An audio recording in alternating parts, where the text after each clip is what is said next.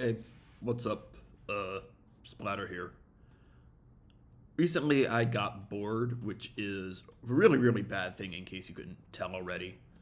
And I decided that I wanted to do some strategy discussion and kind of branch out the different forms of media that I have been using up to this point to convey my incredibly valuable information. So I decided to make a strategy video.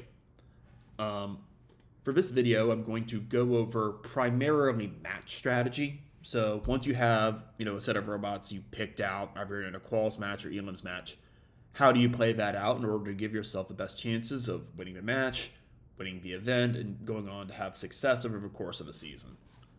So before we get into that kind of discussion, I'm going to go through a couple of assumptions.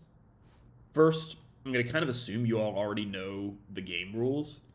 I'm not going to be going over the game rules really in any massive level of detail in terms of what's legal, what's illegal. This is not going to be a rules recap. So there's like a meme that floats around Discord, for example, that's read the manual. So please actually read the manual. Second assumption is going to be, again, match strategy over robot design strategy. This is not going to be a video on how to design your intake mechanism. This is not going to be a video about, how should you design your extending hopper if you're building an extending hopper. This is not going to be a design review. What this is going to be is you have your robot.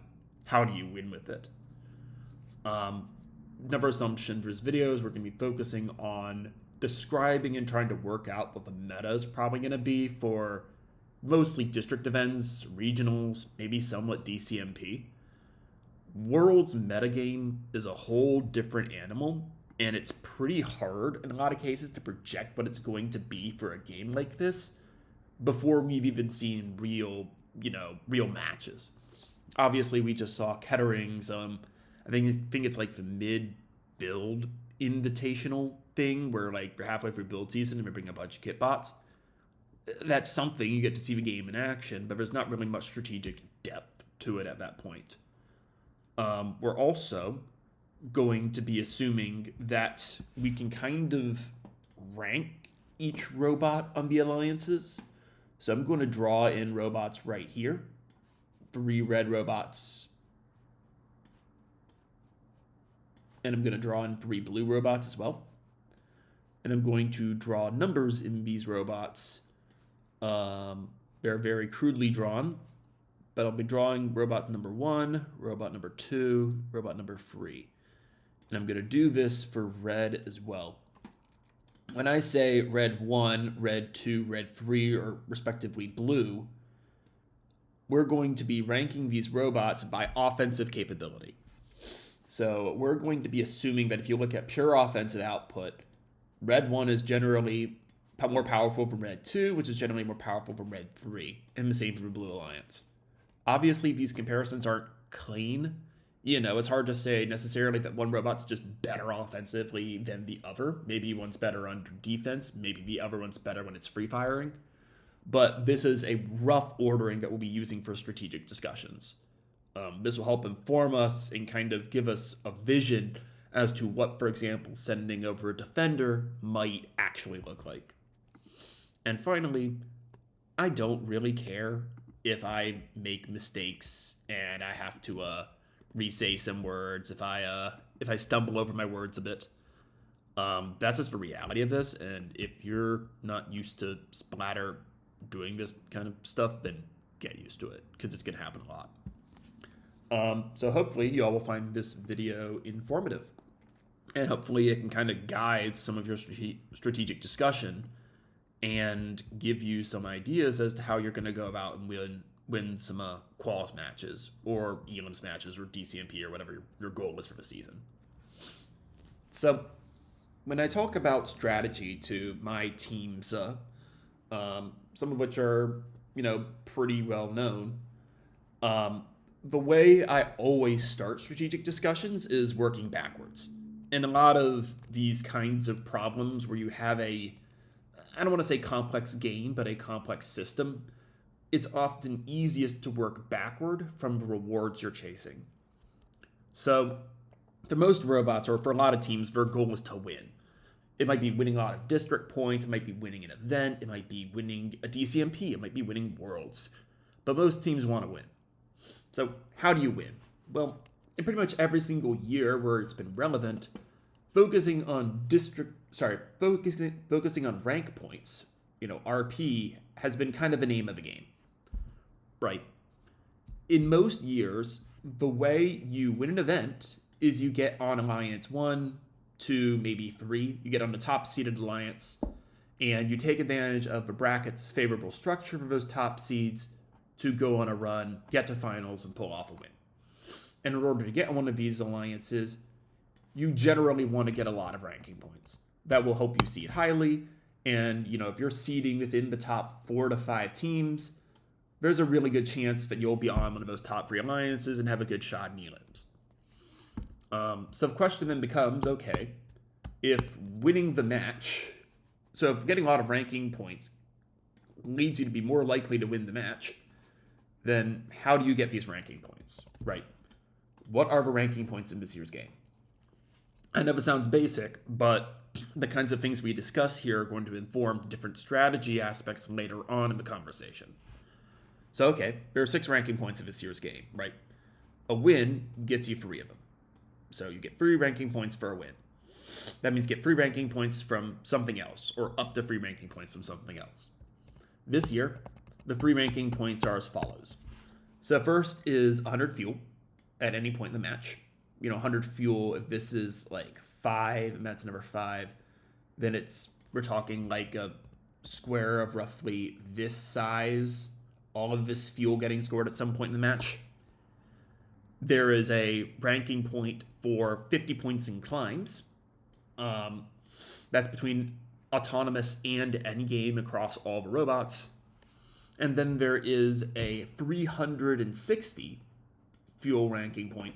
That's going to more look like all the fuel in the middle. That's roughly 360. Now, when I first look at these ranking points and you start to run through what a match is going to look like, you realize that these ranking points are pretty darn hard. Yeah, you'll see a lot of videos of people putting up like 8 balls a second, 10 balls a second from a shooter standing in a fixed position. You'll see a lot of that for various robot reveals. But that's, in a robot, that's in a subsystem reveal video that was probably taped a bunch of times, and they sent out the best volley of fuel from that. There's obviously no intake. There's obviously no indexing. There's no driving around to collect fuel. There's none of that. So even though 100 fuel might not sound like a lot in the context of these videos, 100 fuel is actually going to be somewhat challenging for your average alliance. Just due to the messy reality of the game.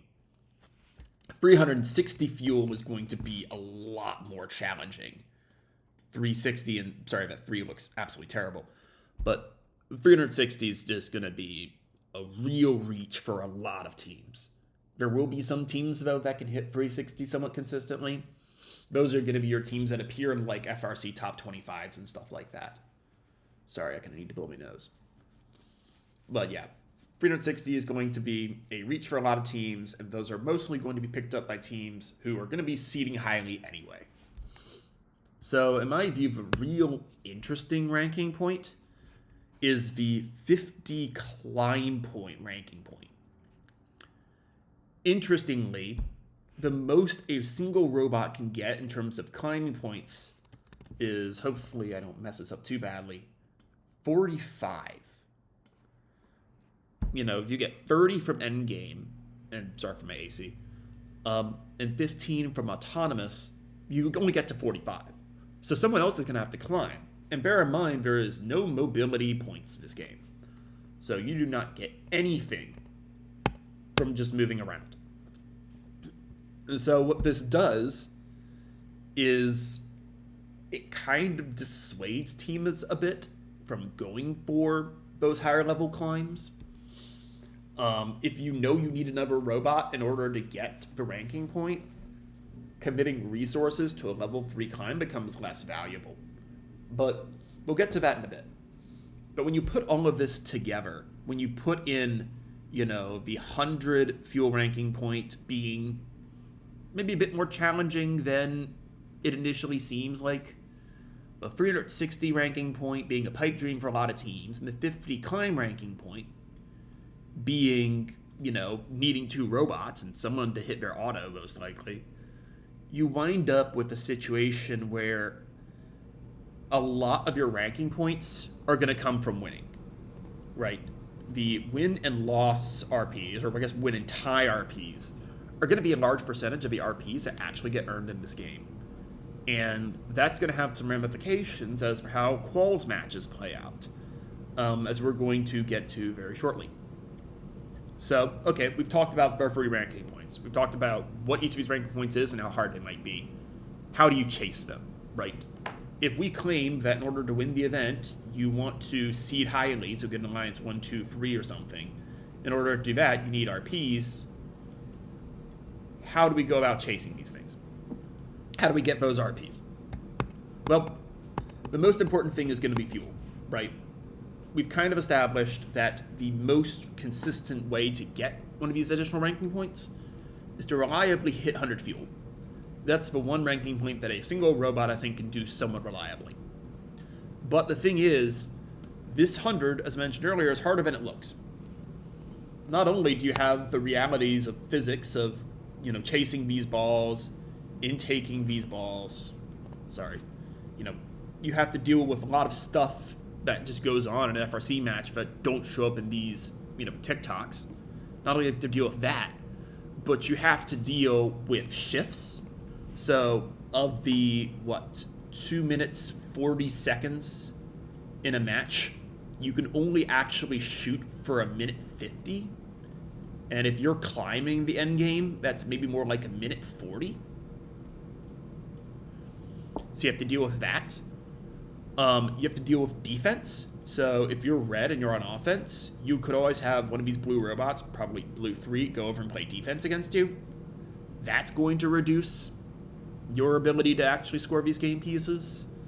And after Team Update 1, if your hub isn't lit, ball scored in it, or I guess fuel scored in it, doesn't count towards RP. So you can't just go and fire fuel during that last, an additional 50 seconds when you have an inactive hub in order to pursue a ranking point.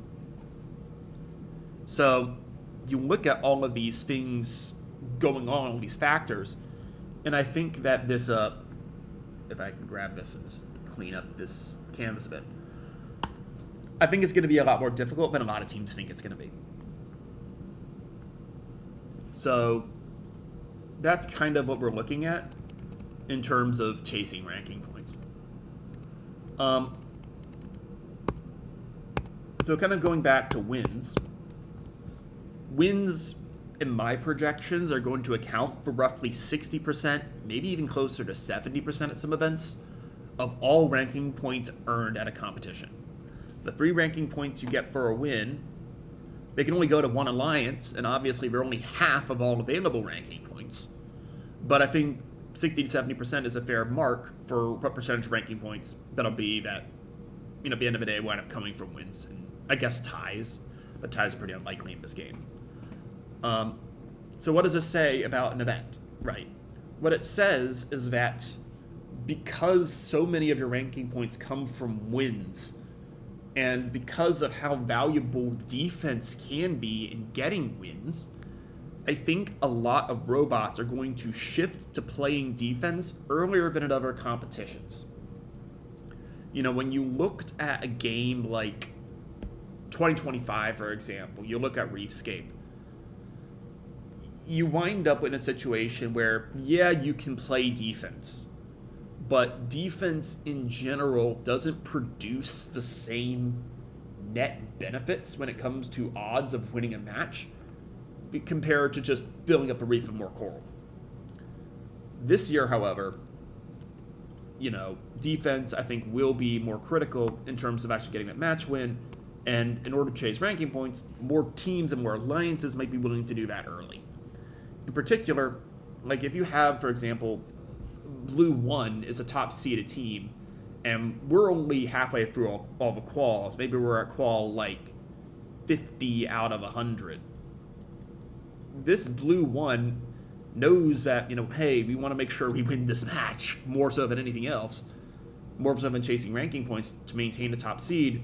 We'll send blue 3 over to play defense, strongly encourage them to do that, and really focus on getting this dub, even if it means we're a bit less likely to hit like the 360 ranking point threshold. Those trade-offs of sending over robots to play defense to try to win the match in exchange for lower chance of hitting rank point thresholds, I think that math comes into the system earlier. In other words, I think this sending over a defensive robot is more realistic earlier because of how difficult these ranking points are. I know that was a little bit of a long-winded explanation, but hopefully you kind of get the point. Another reason why I think you'll see early defense is because of how this game gets scored. And how difficult, or I guess I should say, how many systems have to coordinate with one another in order to score. When you look at this blue 3, for example, this blue robot number 3, and why they might want to play defense, not only might it best, they might only, how do you put this? They might not only have the best chance of winning the match this way, but odds are there is some system in their robot that is not allowing them to score at really almost any effective rate. And that's because of all the subsystems that need to work together in order to score game pieces at a fast clip. You have to have a good intake, right? You have to have solid indexing. Then you have to, actually move with these game pieces either over the bump or under the trench, and then you have to shoot. If you have issues with any of those systems, your intake isn't up to par, your indexer isn't working, your shooter is misaligned and missing shots, your shooter isn't firing at all, or maybe you're just so slow that you're being permanently defended anytime you try to go under the trench, any one of those systems failing or having issues can cause a robot's offense to drop by a lot. And if a robot's thinking, hey, we're probably not going to get picked for our offense, the logical thing to do is to try to play defense, right? Showcase value to alliance captains by being good at defense early in competition and building a sample size. Now, again, there's some resistance to this from a lot of teams. A lot of teams want to put up offense early to show that they can do it and to give their students a semblance of, hey, you spent all this time building the shooter, we can use the shooter. But I think the reality of this is what we have to do to win at the competition will set in reasonably early, and after a few matches, you'll see a bunch of teams prioritizing defense. In particular, I wanted to pick blue 3 to do this because we're again assuming that blue 3 and red 3 are the weakest offensive robots. We're ordering robots by offensive skill, and the least skilled robot's probably the most likely to be a defender. Now I want to kind of briefly talk about climbs and the value of climbs. My general take on climbs is that from a game theoretic perspective, it makes more sense to do climbing, really focus on an L3 climb, if you think your district is going to be dense in climbers. So if you think your district's going to be competitive, or your regionals you're attending will be very competitive, then climbing makes more sense. But the fewer teams that are committing to doing climbs, the less valuable climbs become. And here's how I'm going to arrive at that. When you look at a level 3 climb, let's say you're looking at red 1. I'll just circle red 1 right here. Question is, should red 1, this strong offensive robot, build a climber? And if so, what climber should they build? Should they build L3 or should they build L1? The first thing that red 1 is going to consider when designing a robot is the climb worth it just for the points? Right. Do the points alone make a high-level L3 climb worth it? Well, let's look at points, right? During the end game, a climb to L3 is worth 30 points, and a climb to L1 is worth 10 points. A climb to L2 doesn't really make a ton of sense. You can build it. There are some robots that will build it, but it doesn't wind up working out very well in terms of breakpoints for getting that ranking point. And you're going to have to build a machine that can lift your robot off the ground anyway, so your bumpers are above L1. You may as well have that thing extend all the way up to L3. So I think the L2 in this year's game is kind of just a worse L3. So we're going to be mostly making comparisons between L1 and L3. So when you compare those two, L3 obviously gets 20 points, or I shouldn't do that. I should say you get like additional 20 points over L1. When you include auto, though, you don't get any edge. So when you combine auto and endgame points for, hypothetical perfect climbing robot, you're looking at 45 versus 25. Again, a difference of 20. The thing is, I don't think this 20 points is particularly valuable. It's obviously worth more in terms of raw points than a climb like Reefscapes, but in terms of cycles, this 20 points is not very much. I think that a good robot this year can score something like 45 points a cycle. Maybe they have like a 50 or 55 ball hopper. They intake those balls, they go to their side of the field, they go over here, and then they shoot. And if they shoot a 55 ball hopper, maybe they hit 45. We're going to miss some. That's about twice as many points as a climb. The difference between L1 and L3. So points-wise, it doesn't make a huge ton of sense. Now, I get it. Cycles in this game are going to be longer than they are in Reefscape, obviously. And maybe lower levels of competition cycles are worth even less because maybe there's more defenders. But when you take into account the time it takes for a robot to score 20 points, it's hard to see how those points alone justify the mechanical complexity and space that an L3 would take up. Now, if you're a top team, like if you're 118, maybe that's worth it, right? Maybe you can build an L3 that's so minimally space consuming and so fast that it just makes sense. And for teams like 118, 254, 2056, whatever, an L3 climb does make sense. But if you're one of those teams and you're listening to Splatter rant about strategy for what's probably going to be like 2 hours, then something has gone wrong, most likely. Or in that case, I'm extremely honored. So 95% of teams, maybe 99% of teams, an L3 is not going to be worth it just for the points. Another thing to consider when talking about L3s is climb defense. We saw very little of it during Crescendo, but this year I think it could be a real thing. If you know this red robot over here needs time to climb, like if they need 15 seconds to climb, blue 3, if they don't have a climber, can just park here. They can just try to delay red crossing over into their side of the field to climb. This will stop 20 points, 30 points, maybe if they do it long enough. And for what? There's no park points. Blue 3 can't just park here and get 3 points. May as well sit there and defend red 1. Try to stop them from getting enough time to climb. So in that case, you have the worst of both worlds. You have a situation where you spent a lot of space and a lot of build season time on a climber, and you're not using it. Will you see this in Will you see this in quals matches? Probably not. Will you see it in defense in elims? Yeah, you probably will. Someone's probably going to do it. And this red 1, if it gets pulled off successfully, is not going to be very happy about it. So if you look at raw points, I don't think an L3 is going to make sense for almost anybody. Now, the obvious main reason you do an L3 is for the rank points, right? You want to get these 50 climb points, so you get a rank point, so you can seed more highly.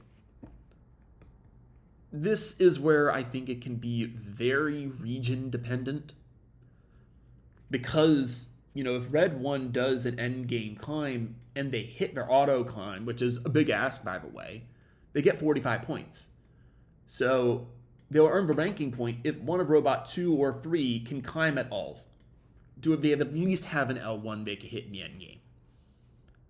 If your region is more competitive, this might be very likely, right? This might be something like 70% likely. I don't know the exact number, I'm kind of spitballing. But then in that case, you know, for every one of these 45-point climbing cycles you hit, you earn essentially 0.7 ranking points. That's a lot of ranking points, right? Maybe this is worth it to you if you can get that every match, because maybe over the course of 12 matches, that's 0.7 times 12, that's 8.4 ranking points. That's a big deal, right? Obviously, you're not going to hit your climb every time. You're not going to hit this 45 climb points every time. Maybe in practice, when you take into account misses, you're getting only 6 or 5 ranking points. But still, that's big. That's like 2 wins. The problem is, if all of a sudden we're not looking at 70%, you know, climbing rate between these 2 red robots, you're looking at something like 30%. Then all of a sudden, even if you're hitting that 45 points in climbing every time, your value in terms of rank points goes down to 0.3 per match, which over the course of an event is 3.6 ranking points. And if you take into account your misses, maybe it's only worth like 3. And that's 1 win. Right, if you can flip a loss to a win, then it becomes better to ignore the L3. So if you're looking at less competitive regions, that L3 climb becomes less and less valuable. And again, I kind of want to touch on the time spent developing the L3 climb and space lost to any hoppers. Because the more space that this L3 climb is going to take, the less space you have to store game pieces. The less fuel you have, the more weight you're carrying around in that climber. And if you sacrifice your fuel game for a climb, that's gonna harm you in terms of Elam's performance, and it's gonna harm you getting literally every other ranking point in this competition. So L3, do at your own risk.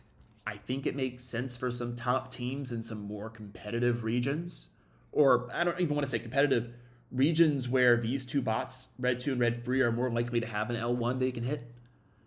But I think that in a lot of regions, an L3 is not going to be worth it. And I will say also that the L3 is not the only way you can get to this 50. If you have 2 robots, like this Red 1 and Red 2, that happen to be able to hit their auto climb and endgame climb, then you can still get to that 50. Is it going to be happening reliably? No, because that relies on both of these 2 robots right here, you know, executing on 2 different tasks, the auto and the endgame. That's 4 different things that have to go right in order for this ranking point to be scored. It's hard, but it's doable. So if you want to consider the net value of ranking points for L3 versus L1, maybe for less competitive regions, it's not really 3, it's maybe more like 2.5 ranking points. You're below a win at this point. So you wind up doing the math in terms of expected ranking points added, and the math for less competitive regions isn't very good for an L3. Maybe at Worlds, though, it's going to be quite valuable. Maybe at Worlds, once you're at the point where, like, a lot of these teams can do climbs, like where both these teams are looking at maybe L3 and this team has a consistent L1, maybe then it's worth it. But even then, First can change these climb rank point thresholds to whatever they want. They can make it 100 if they wanted to. So I would be cautious about planning for Worlds climbing metagame and how important climbs are at Worlds when we don't even know the ranking point thresholds for Worlds climbs. So that's my take on L3. Now the question is then, okay, if we have these opinions about L3, what about L1, right? How valuable is an L1 climb? Is it worth it to even do L1? And the answer is, I don't even know if it's L1's worth it. I think for most teams it will be, because when you look at how invasive into your robot an L1 climb is, it's not that bad. You can just have a hook on one corner of your robot, like right here, and that's all you need. You just need to get your bumpers, your wheels above the ground. That's it. And if you have good enough software to do it in auto, that's a total of 25 points.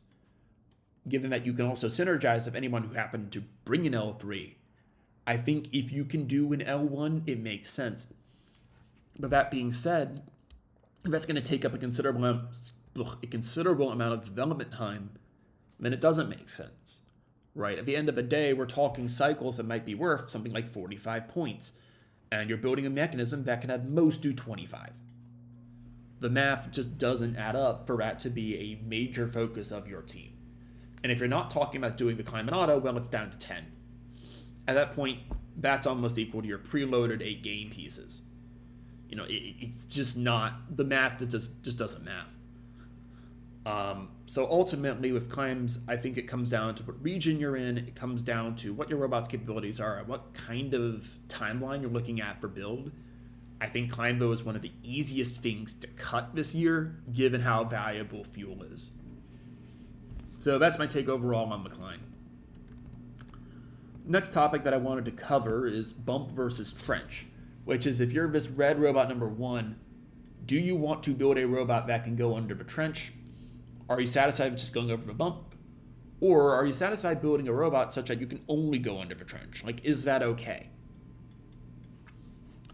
My overall take on the matter, after reading through a bunch of different design threads and talking to a ton of people, is that driving over this bump is going to be surprisingly hard under defense. This is a lot harder than it looks.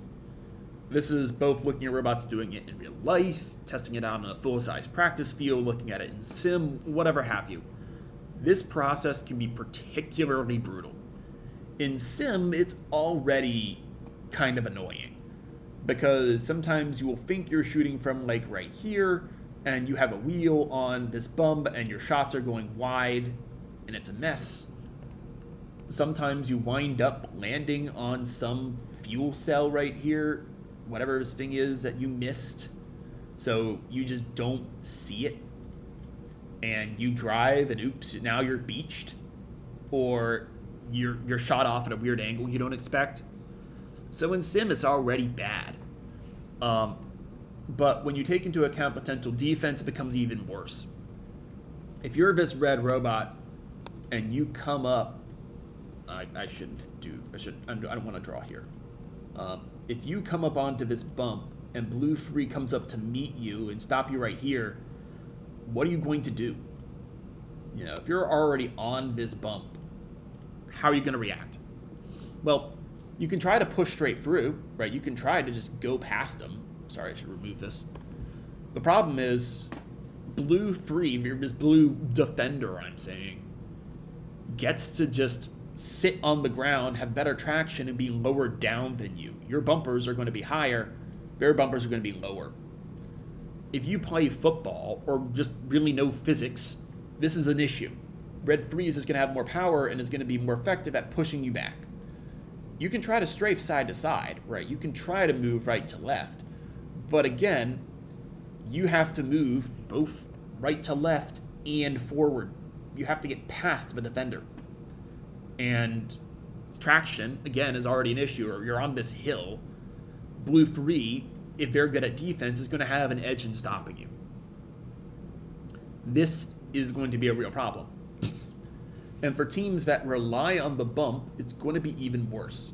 Because even while red 1 is intaking over here, blue 3 knows that they can't cross over through here or here. We know that's not going to happen. So effectively, blue 3 can imagine like there's a wall here or a wall here. And they can just defend this passageway and defend this passageway. If red 1 comes through this way, well, blue 3 knows where it's going to go. Bear's going to meet him there. If red 1 tries to come to the other side, then, well, blue 3 knows where we're going to go. Bear's going to put their robot right there and make you go through it. And as long as there's only one robot guarding each of these defenses, is what I call them, 2016 reference. As long as there aren't like two robots trying to do that, so like if blue 2 was over here for whatever reason, then it's legal. You can do that as long as you want, right? There's no restriction on it. So overall, this can be a real mess and a real pain to get across, this section of a field right here if you can't go through the trench. And a big hopper doesn't really save you. A really big hopper is good, but if it's not going to be scoring, then it's going to have pretty limited utility. And I'll discuss kind of match strategy, teleoperated strategy later on, but suffice it to say, I think there will be a defender here. There will be this blue 3 over here for a good chunk of the match. And whenever you cross over, or whenever you try to cross back, going back through here, they're going to remind you that you didn't build a trench bot. And it's not actually, I don't think, that hard to execute this kind of defensive posture. So you probably want to be able to do the trench. And I'm going to claim that you really also want to be able to do the bump. You want to be able to do both. And here's why. Now, think for a second a pretty common scenario where red 1 is done in taking their game pieces, and they're going to cross over into their offensive side of the field. You have a defender here. They're probably not super mobile, but their job is to defend, right? They have enough driver skill to know that these areas right here are some of the best points you can defend at. If red 1 can only go under the trench, right? They can't go over the bump, then blue 3 knows that this isn't going to be something that happens, and they're just going to go meet him right here.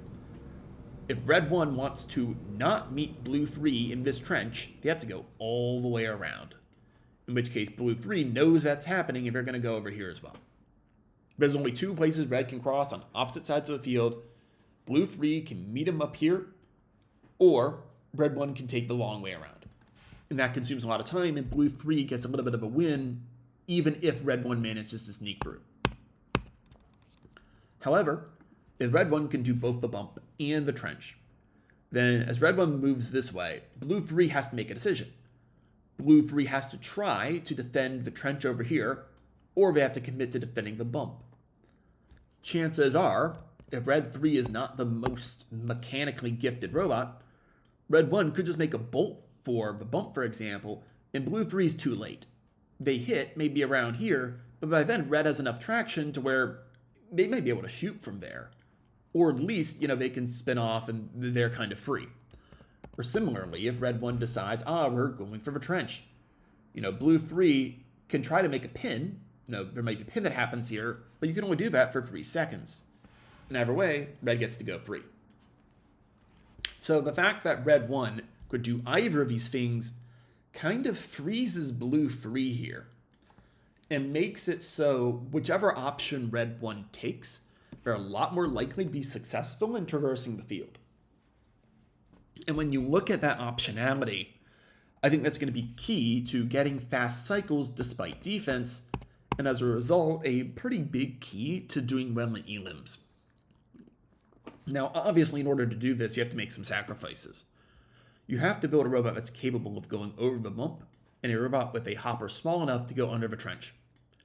That's going to cut down your hopper size considerably. That's going to cut it down by something like 40%. Depends on the team. But there are ways you can try to get the best of both worlds.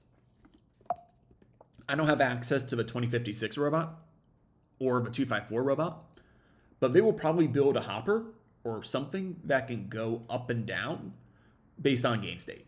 So they can have a larger hopper if they just want to do a trench, or they can have a lower profile they can have a higher hopper if they just want to do bump, but they can also have the hopper lowered to be able to do trench. They will have the best of both worlds.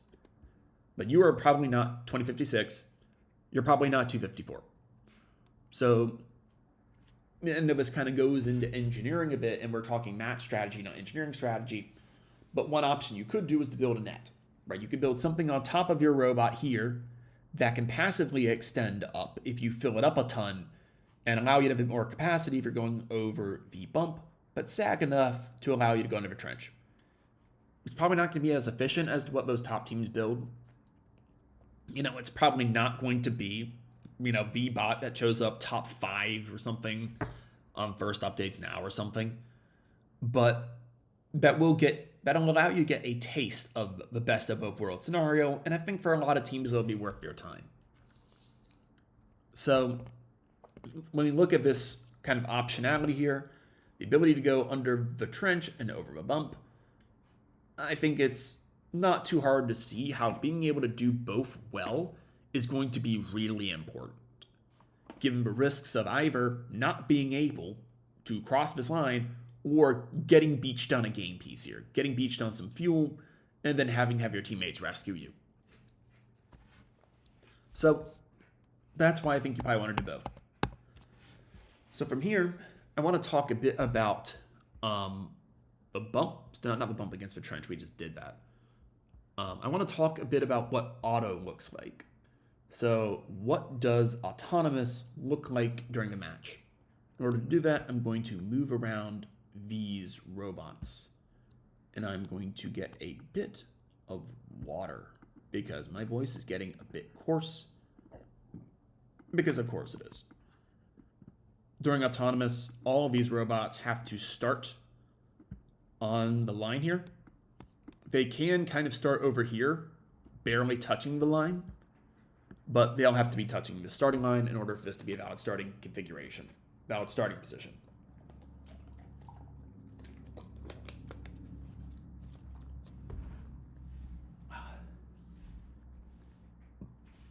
In order to explain what I think is going to happen in auto and what priorities teams should have in auto, I'm going to introduce a little bit of theory. And I'm going to introduce this theory of partially scored or potential energy, potential score of game pieces. In order to understand that, think of an individual piece of fuel. Think of this fuel right here. This fuel is going to require a decent amount of work in order to be scored. A robot's going to have to come over, we're going to have to pick it up, cross back over the field, and then shoot. Right, we're going to shoot into the goal. That's a decent amount of work. And red, if they want to do that to this piece of fuel themselves, have to do the same. Obviously, you can combine this fuel with a bunch of other fuel in this area and, kind of skip out on some moving or do moving of a bunch of game pieces. But you get the idea. It requires 2 movement actions and then a shooting action. But that's not the case for every fuel here. If you look at the fuel in the depot, for example, you can just drive down to the depot and shoot from there. There's no need to traverse these defenses here if you're shooting fuel in the depot. And heck, if you're looking at the human player station, the fuel over here, you don't even have to have a robot touch it at all. Human players can just shoot that into the goal, just directly. So my claim is that these game pieces are not created equal. These game pieces are not of equal value to the Blue Alliance. The game pieces in the human player station are more valuable than game pieces in the depot, which are more valuable than game pieces sitting in the middle of the field, which are more valuable than game pieces sitting in the opposing depot or the opposing human player station. So I think of this as being somewhat analogous to the idea of potential energy, where game pieces that are in the human player station or on your side of the field, ideally nicely corralled in a depot, have higher potential score than the game pieces in the middle. Obviously, if a game piece is still sitting in the depot at the end of the match, it's not scoring any points. But we're talking about auto, we're talking about the start of a match. So maybe we value these game pieces at 0.2 or 0.1 points, because for every game piece that's sitting there, that's less work that we have to spend as an alliance, as a Blue Alliance here, in order to get that game piece scored. They have value by being here. Hopefully that makes sense, because I'm going to use that fact to make the argument that the way that this Blue Alliance can maximize their point position, to maximize their chances going into Teleop, is to try to increase this point potential as much as possible, conditional on hitting enough points to beat red. As we'll get to later on, you want to go second, you want to win auto, but conditional on winning auto, like if you know you're going to win auto anyway, you want to get as many potential points on your score as you can. By that, I mean points of actual balls scored in the hub and potential points of game pieces on your side of the field. How do you do that? Well, you bum rush the middle. That's not an arrow, but this is going to be an arrow. You go to the middle and you try to increase the potential of the game pieces here. There are a lot of game pieces, they're very low potential. You go, you pick up these game pieces, you go back and you score. It sounds obvious, but I think what's not as obvious is what happens when you take this to, I guess you could say it's logical extreme, which is not only does this blue 1 robot do this strategy, every single robot, if I can actually draw, does this. In Worlds, I would not be surprised if every robot tries to bum rush the middle of the field and get as many of these game pieces as you can. And part of the reason why I think this is going to be, I want to say Nash equilibrium, but that's a bit strong of a term because it has theoretical connotations. But part of the reason why I think this is going to be equilibrium is what happens if you don't.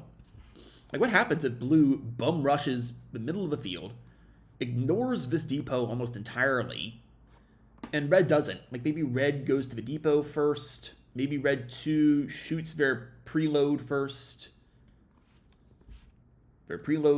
then goes to the middle.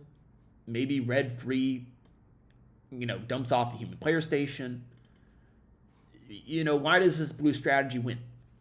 Well, blue gets to pick over all the game pieces first. Blue gets to intake all these nice and orderly game pieces, and then they're just going to scatter every which way, and the Red Alliance is going to be picking up scraps. Not only are they going to be, spending their time scoring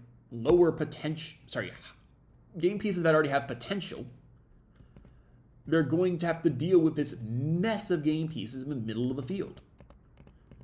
And that, losing out on all these game pieces here is probably going to cause them to lose auto. And if you lose auto, as I'll argue somewhat later, you're going to be in a bad spot.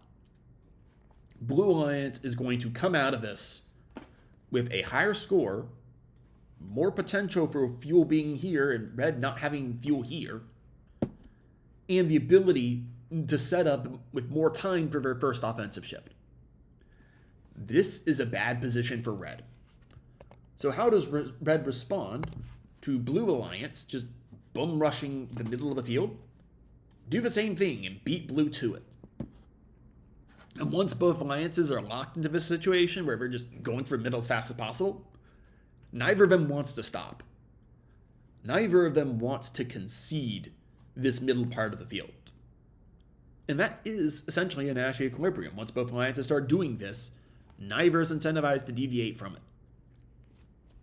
Now, what I will say is that if you can't pick up from this middle part of the field, then don't.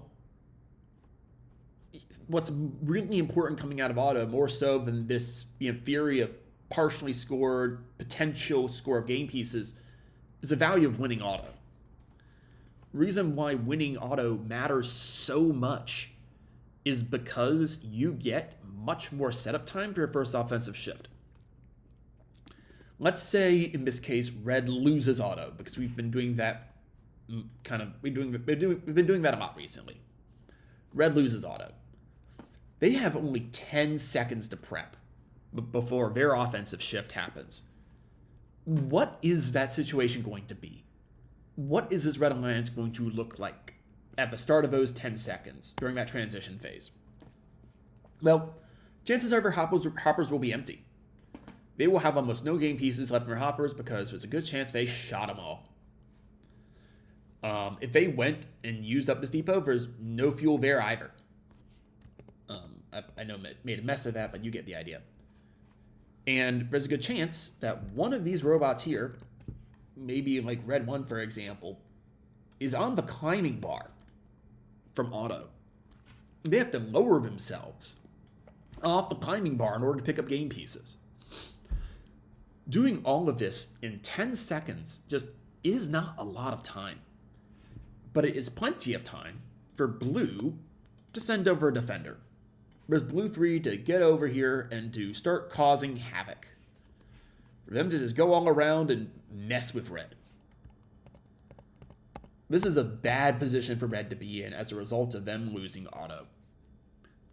And this advantage is going to compound when blue, fresh off of 30 seconds, or however long it is, I think it's actually 25 seconds of red shift to prep, plus 10 seconds of a transition phase. Blue is going to be firing on all cylinders. And they already had a lead coming out of auto.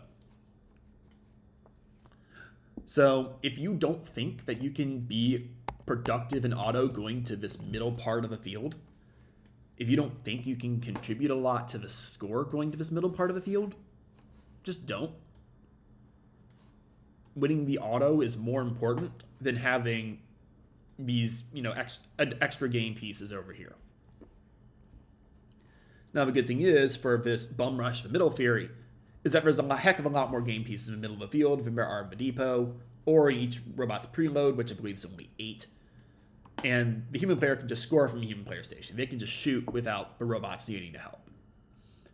So you're not even losing out on game pieces. You're getting a lot more game pieces by just bum rushing the middle of the field. And I think there's a lot of strategic value to not even shooting your preload. Right? You might have 8 game pieces here, but if you spend time aiming and shooting those game pieces before you move, there's a chance red's beating you to it. There's a chance these game pieces have already scattered everywhere, and you're not going to be as efficient in taking those game pieces. So I think the meta might evolve to a point where you're just ignoring the first 8 you have, just saying, hey, we're just acting like we got to take those for free, and everyone just goes to the middle immediately. As we argued earlier, I think that's probably going to be an Ash equilibrium. But again, don't lose auto. If you need to use V's depot fuel, use it. If it means that you can only shoot your preload, that's fine. Winning auto is more important than potential. Another thing to note, I know I've kind of harped on this enough, is there's no auto mobility points. If you do not shoot fuel in auto and do not climb in auto, you will earn no points in auto. That's how this year's game works. There's no mobility, there's no park points, there's none of that. So, you don't necessarily want to risk, really you don't want to risk having a fat 0 for your alliance's score coming out of auto. So, unless you feel confident about your ability to intake these game pieces, come back and shoot, it might be best to take what you have, take those 8 preloaded shots, and then maybe look to the depot. So that is the bump versus the trench, and that's auto. Now I want to talk about Teleop. Right. For this exercise, when we talk about Teleop, I'm going to assume that red is on offense. So that is to say, I'm going to assume that red's hub is active, and I will draw a red hexagon around the hub to indicate that red's hub is active. And I will draw a blue X across blue's hub to indicate that it's not active. So red's on offense, blue's on defense. And when the roles are reversed, you can just flip the colors, right? And the analysis will be the same, just on the opposite side of the field. Now, I do want to lay out a couple of assumptions when talking about teleoperated strategies. First, remember that there are no protected scoring areas. Even the climb bar is not protected during teleop, it's just protected during endgame. So there will be some people who want to copy strategies from Crescendo, even copy strategies from Reefscape, copy strategies from a variety of different games. Protected areas are really valuable when it comes to how offenses operate. And you can't just copy over strategies, in particular when the protected zone rules of this year's game are so different from in years past. So essentially, you can't just copy offensive strategies from past games and assume they're going to work. Another assumption is this idea, this definition of an effective or strong offensive robot. Water is good. I define an effective offensive robot or an effective offensive threat as a robot that is worth a defender's time to defend. And it looks like I accidentally got rid of a X mark on Blue's hub. So when I talk about, a robot being worth defending, you might have this red 3, for example, that can shoot a few game pieces. Maybe they brought a kit bot and they can fire game pieces and they can shove game pieces into this lower goal. But is it worth any of Blue's time to defend red 3? No, probably not. Is red 3 going to be a major contributor to red's offensive production, even if left alone? Probably not. Right? Now, this can vary based off level of competition, right?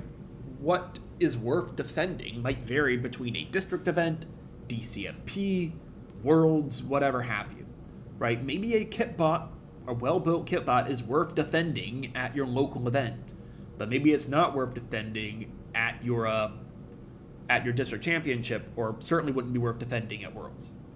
Things like this can change, but the concept of a offensive threat, I think, is something that can be applied for different levels of play. Another thing that I want to define is a primary defender. For this, we'll use Blue 3, because we're assuming red's on offense. A primary defender is a robot that, all else being equal, will choose to defend over prep for the next offensive shift. That doesn't mean that they won't do anything on offense, right? Blue 3 is still strongly encouraged to pick up any fuel that they can and fill up their hopper, both to gain weight and to do a bit of prep work for offense. But what they're not going to do is let a robot free fire just so that they can intake an additional game piece or two. They're not going to be massively sacrificing their defensive threat in order to have a marginally more filled hopper. That's the idea of a dedicated defender. And conversely, we could be looking at a primary offensive robot, or a primary robot that's primarily prepping for next shift. Let's say you have this Blue 2 over here, and red 2 crosses over, and they're picking up game pieces. If Blue 2, and I should just do a little bit of cleanup here because I'm very lazy with how I'm doing this. Yeah. If Blue 2 is a primary offensive threat, if their role is primarily offense, they would prefer to intake more game pieces and pass more game pieces in preparation for next shift than they would prefer to play defense on red 2. Now, that doesn't mean that Blue 2 will never play defense. If the options are go over here and do nothing versus hit red 2, they'll probably hit red 2, right? Better doing something than doing nothing. But given the choice, a primary offensive robot will be preferring to intake game pieces and either prep them for next shift or go and score them themselves if the hub is active. So that's the idea of a primary defender versus a primary offensive robot, cycler, whatever have you.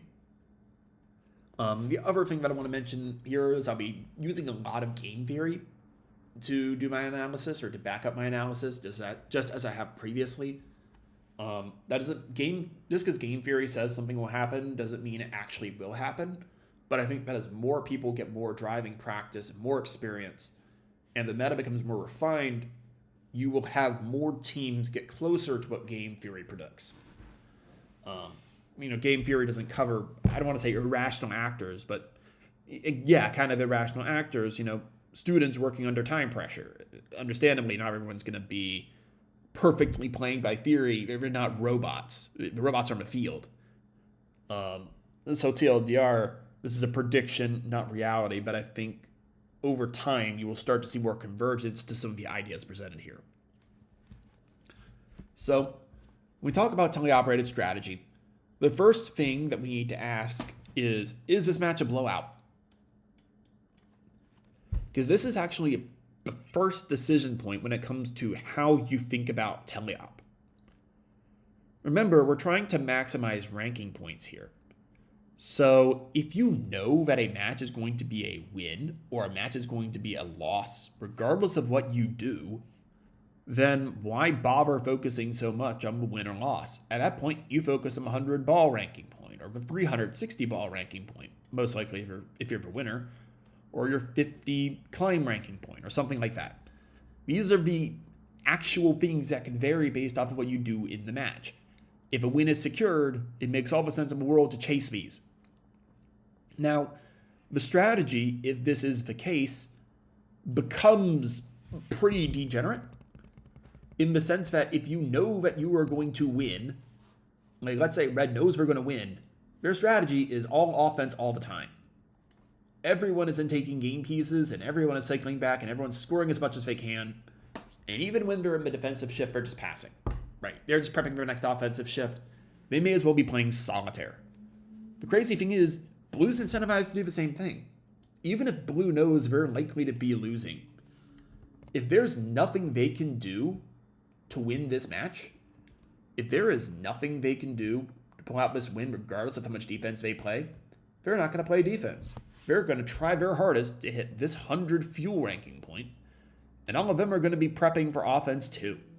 Even on a defensive shift, they're going to be taking game pieces. They're going to be shoving game pieces in the human player station if they can't.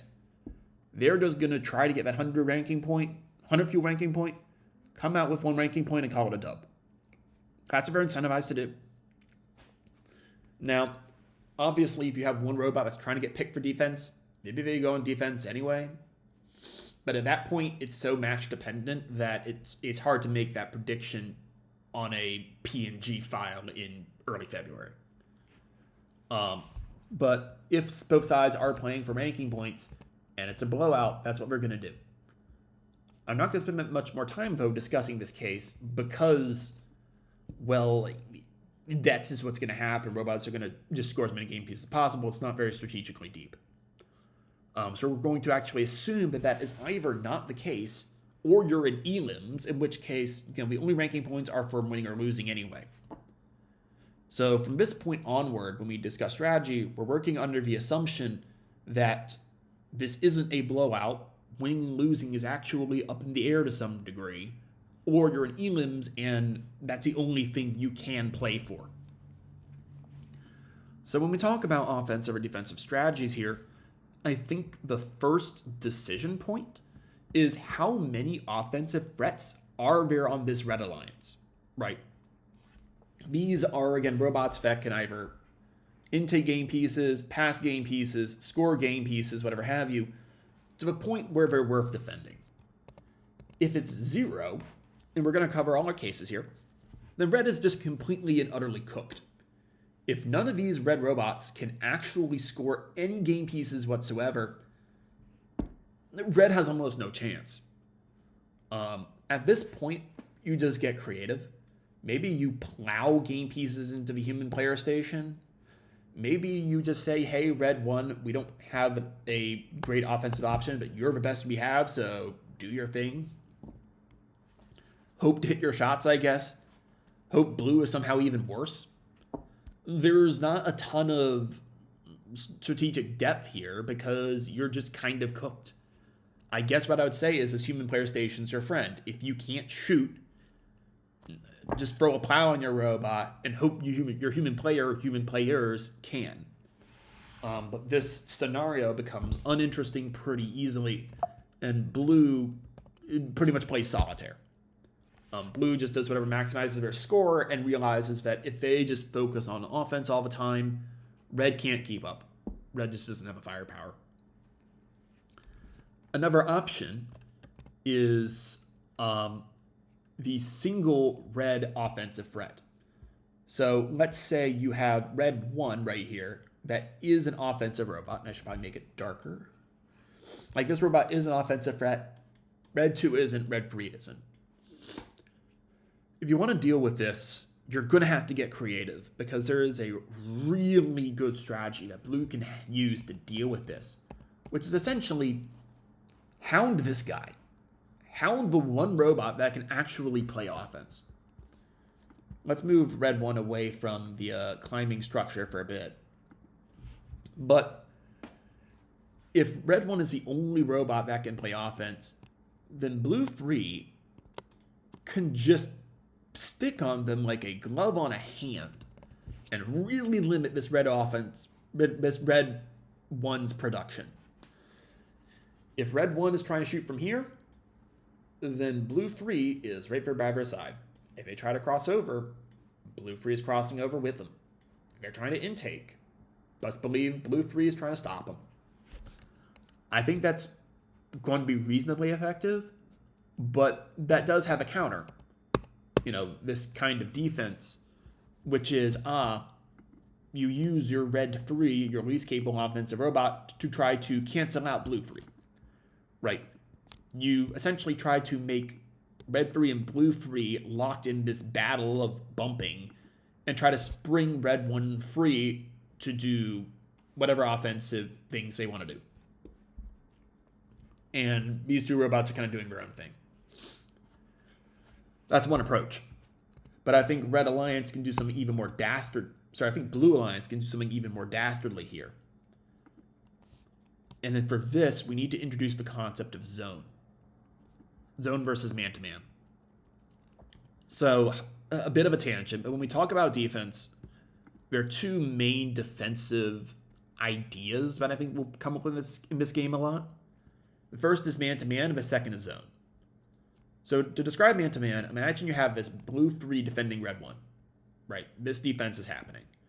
If you're playing man-to-man, then wherever red 1 goes, blue 3 follows. So if red 1 crosses over here, blue 3 follows him. If red 1 goes to shoot, blue 3 is trying to block the shot. If red 1 moves to the opposite side of the field, blue 3 is hanging out with him. No matter where red 1 goes, blue 3 is following. This is man-to-man. And it doesn't really matter what the other red robots are doing. What I think is more effective most of the time is zone, which is blue 3 is tasked with this entire zone right here. They're tasked with defending against anybody either in this area, this offensive zone for red, or who's trying to enter it. So if red 1 goes over and tries to intake game pieces, blue 3 doesn't follow them. Blue 3 just sits up by these defenses and makes things a nightmare for red 1 trying to come back. In this scenario where we only have one viable red robot playing offense, then blue 3 can just take up this whole zone back here, and blue 2 can play defense on them while they're trying to take game pieces. What's going to happen if that happens? Well, red 1's going to have a hard time in taking game pieces because blue 2 is just hounding them on the side of the field. And as soon as red 1 tries to cross over, blue 2 can just play offense again, and blue 3 is stopping them on the defenses. Red 1 has to find a way to get across the defenses when blue 3 already has position on the opposite side. And even if they get over, even if red 1 manages to cross over to their side of the field, blue 3 is still going to be on them like, again, a glove on a hand. This strategy is really hard to deal with if you are red. If you are red, then your really only offensive capability is always being covered. Someone is always on them. And this alliance, Blue Alliance, is essentially turning the bump in the trench into another defender. So really, you have, at any given point in time, almost 2 defenders on your red robot, with only one robot actually having to play defense. This is brutal. And what's worse still is if you try to do what we did last time and have red 3 play counter defense, all of a sudden you have this log jam. You have at least 4, maybe 5 robots on the same side of the field. Even if red 2 is doing their own thing on this other side of the field, this is a log jam. Expecting red 1 to be able to play effective offense when this many robots are all bumping them on the side of the field is a big ask. So you'll have to constantly move back and forth, which then impacts Red 2's already very limited offensive capability, or whatever they're doing. All in all, even if Red 1 is good, even if Red 1 can output a decent amount of offense despite this, it's probably not going to make up for the fact that they're the only offensive threat on this alliance. It's probably not getting them enough points to get the win. So if you have the choice, you generally want to avoid drafting that situation as much as possible. You would rather not put yourself in this position if you can avoid it. So let's get away from this situation a bit. Let's assume that Red 1 and Red 2 are offensive threats. Right, you have these two robots that can actually score game pieces at a point where they need to be defended. This is where I think you actually start getting some strategic depth here. Now, when you look at these two robots, there are, again, two kind of main offensive systems that people throw around. The first is a full field cycling strategy. By full field cycling, I mean Red 1 works on this bottom side of the field. They come over, they shoot, they return, and they just operate in this cycle down here. Meanwhile, Red 2 does the same thing on the top side of the field. Right? They come over, they shoot, they return. Each of these robots, Red 1 and Red 2, are operating independently of one another on their own sides of the field. Sure, that's great. The other strategy that a lot of teams will propose is a passing strategy. So Red 1 camps themselves out on this side of the field. Red 2 comes down and intakes all these game pieces and then passes them over to Red 1. Red 1 intakes the game pieces and then passes them into goal. Now, this has a number of advantages and looks good on paper. You know, if Red 2 can intake and fire really fast and Red 1 can intake and fire really fast, you never have to move across these defenses. You can't be defended on these defenses. And the fact that you don't have to move means that your score is really only limited by your rate of intake and rate of fire across Red 1 and Red 2. Right? If you have two of, like, if this is like 2056, this is 254. Part my terrible handwriting. Then this alliance can put up a bajillion points. This strategy could be hyper effective. But there are a lot of cons that I think make passing worse in 95, maybe 99% of situations compared to full field passing. The first is how vulnerable passing is as a strategy. Really, when you look at passing, for any given game piece, Red 2 and Red 1 have to intake and outtake that game piece. Now, the benefit of passing, a lot of this can be done concurrently. While Red 2 is intaking a game piece, they can be firing a different game piece. Red 1 can be intaking a different game piece and firing yet again a different game piece. You can have 4 different game pieces going around at once. The problem is that if any of these processes is slow, it creates a backlog of the entire system. So if Red 2's passing is slow, for example, Red 1 gets starved of game pieces. They could be 254. But they're just not getting enough game pieces to make this system work. If Red 1 is slow at shooting, you create a backlog of game pieces all over this side of the field that aren't getting scored. And Red 2 is having to increasingly go out of her way to find more game pieces to pass. That's slowing down, yet again, the entire system. So if you want passing to be, a really elite strategy, you need 2 really high quality robots to the point where there aren't those weaknesses, and to where the act of moving across the field, the act of having to move, let me get rid of this point right here. From this point over here to this point over here is actually a real time damper. Like, it's a real time sink. I just don't think that this winds up happening for the vast majority of alliances. Now, will the world high score use passing? Yeah, there's a good chance of high score will. There's a good chance of the world high score this year is going to be 2 elite robots, maybe out in California, running a passing strat against an alliance that is just trying to get the ranking point. they're just over here. They're trying to score. And you have two of the best robots, but we're all passing and free firing the whole time. But again, just because World High Score does it doesn't mean that you should do it or that it makes sense for your alliance, particularly in eliminations. One thing I will say about passing is that later on when it comes to Worlds and you're facing better defenders, this ability to ignore the bump in the trench I don't think can be overstated. I think this will be a real plus to a lot of alliances come Worlds time when this blue 3 starts to become really mobile. And obviously this third red robot is now an offensive threat. Things change a lot.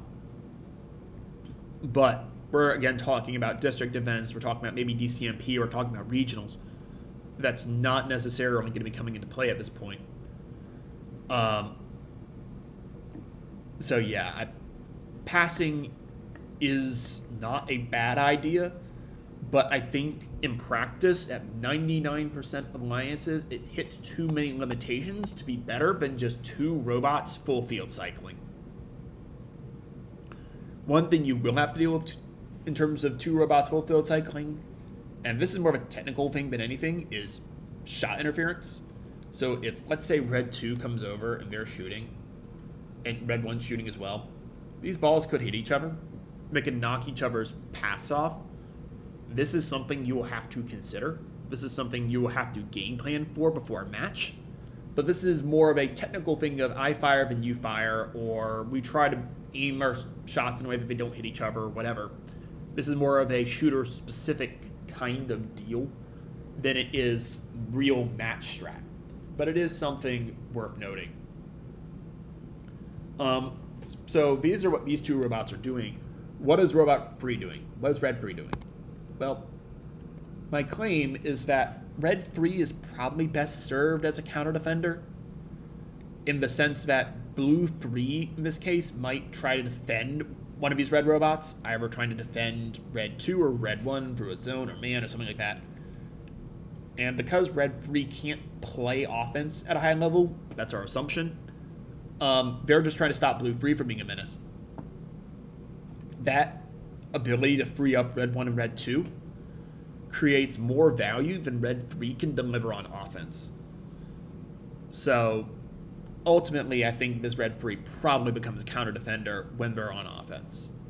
Now, if this Red Alliance is desperate for points, or this Blue defender, this Blue 3 is like really bad, if they're just like stuck in a corner sputtering or something, Red 3 can try to be offensively productive through shuttling. You can go to the middle and just try to plow pieces back into their side of the field. It's better than doing nothing. But I think most of the time, we're going to assume this Blue 3 is, a decent defender. And Red 3's time is probably best spent counter-defending them. This is something that can vary match to match. And I'm not claiming my strategies are going to be universally applicable.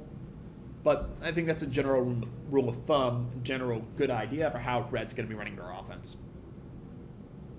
So that out of the way, we can start talking about defenses, right? If this is going to be how Red runs a two-robot offense, or two primary offensive bot offense, I should say, then how should Blue defend this? My theory is that you want at least one defender, this Blue 3 here, defending in this defensive zone at all times. You always want a robot here protecting Red's offensive zone. And here's why.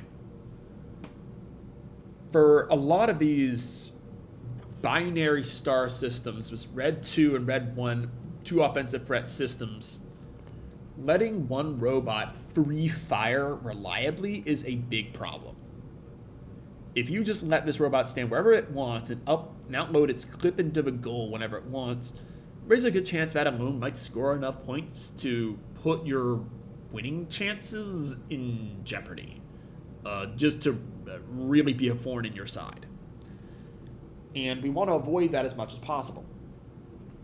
And when you're talking about a defender, you're going to wind up getting a lot more value playing defense and potentially blocking shots, trying to stop a shooting robot and push them off their spot, or maybe even stop them from coming over, then you will trying to defend a robot in taking game pieces from anywhere in a wide area. This red free defender, this blue free defender, just has a lot more potential to be impactful defensively, much more potential to reduce the enemy's score than someone playing defense in the middle of the field. Somebody might ask, okay, then why not just play man-to-man, right? Why not just have red free always follow red one? Well, because of a positional advantage we talked about earlier. If blue free is guarding red one on this side of a field, then red one can still kind of maneuver around here. This is a pretty open area. They still might be able to get their shots off, although probably not as fast as they would if blue free is not defending them. But if red one is stuck on the opposite side of defenses, as we talked about earlier, that can be a real problem. Right? If red one has to cross the defenses and blue free is defending them, then that can be a real mess. That's when you get to a lot of these blockades that burn a lot of red one's offensive time. This is where you can get teams stuck on the bump. This is where you can do a lot of damage. So I think the ability to have this dedicated defender in this position of being on the opposite side of defenses as your offensive bot is such an advantage that you want to preserve that as much as you can. And what that results in is, you want to have that apply to red one and apply to red two. Well, just keep this robot on this side of the field at all times, right?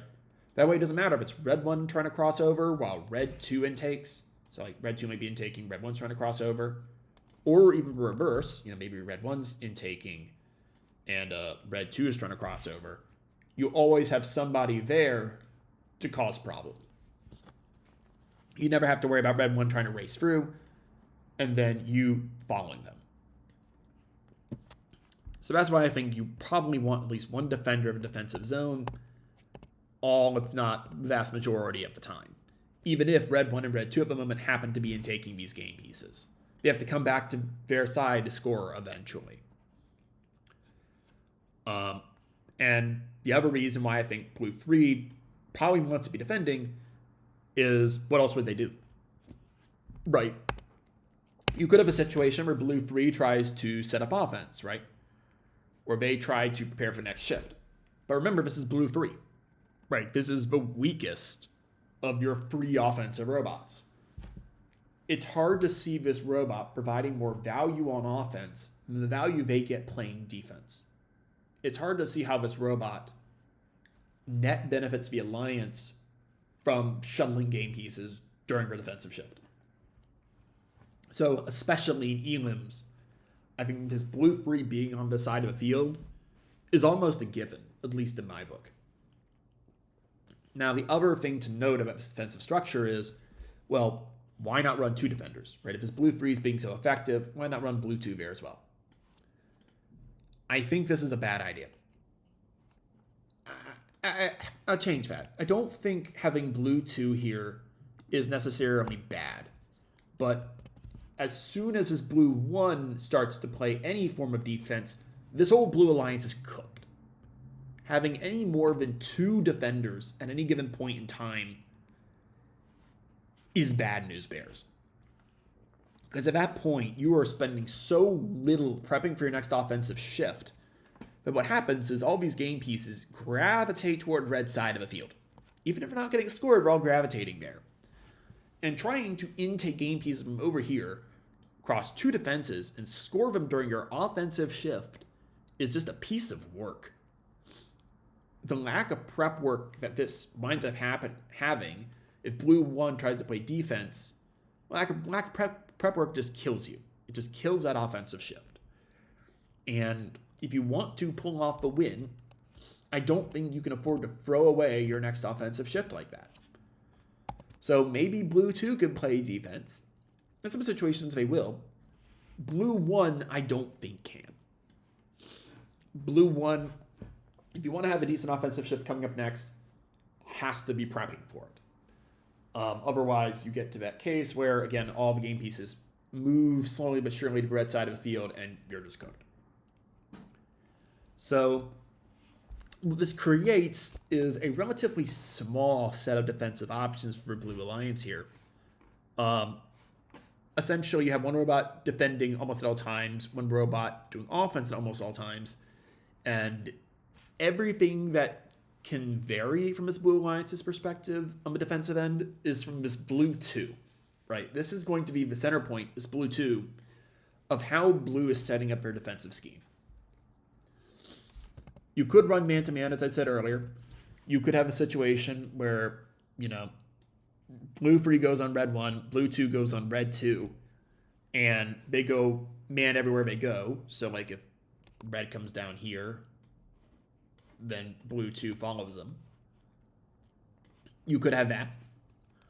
But again, as we talked about man-to-man, I don't think it's quite as powerful given the ability to stop people in these defenses compared to zone.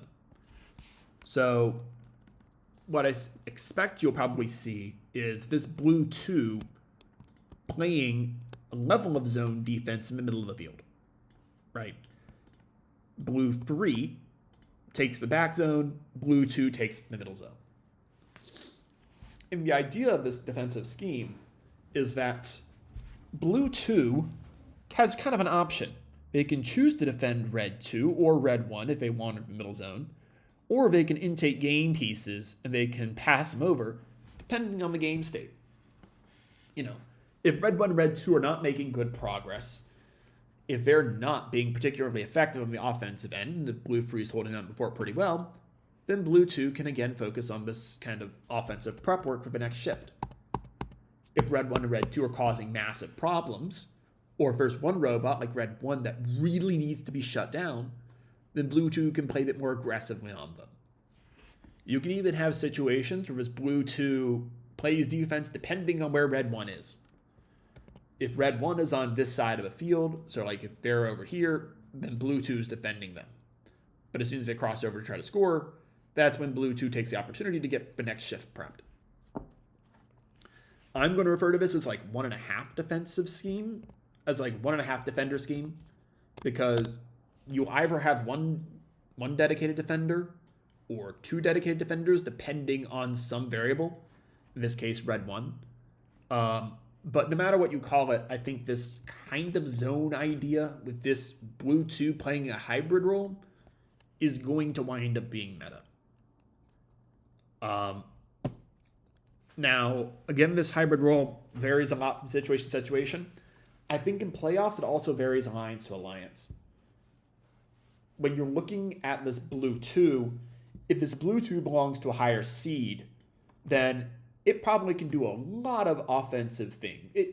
That sounds wrong, but it has a lot of offensive potential. And the value it creates from offense is probably more valuable than the value it creates from hitting a opposing robot. Whereas if it's a lower seed, maybe this offensive value is not as strong, so once this Blue 2 finishes loading up a topper, it's going to spend some time, really pestering Red 1 and making that more of a priority. So this role of the 2 in this middle of the field can vary from alliance to alliance, depending on whether or not you're trying to pull off the upset or if you're a favorite. But we will get to that in a bit.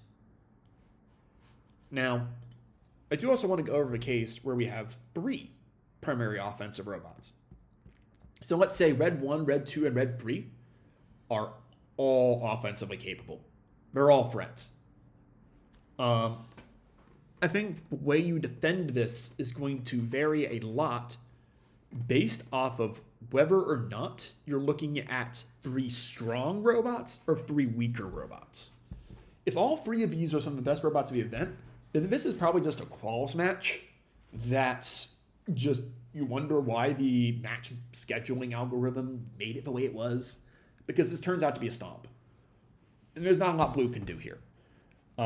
This probably might end up going back into the scenario where Blue 1 just plays offense, Red just plays offense. Everyone plays offense because everyone knows who's going to win, and everyone's trying to farm ranking points. If you want to farm a high score, farm EPA, then you can even do passing, right? In this situation, you could have red 2 move over and go over here, and red 1 just pass to red 3 and red 2. You can do that.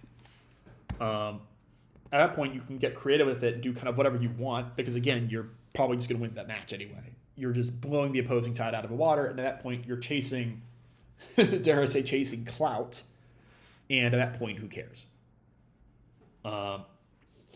Now, what you probably want, you could also run like 3 full cycles here, but I'm not going to go into this case too deeply because this is, again, kind of a blowout.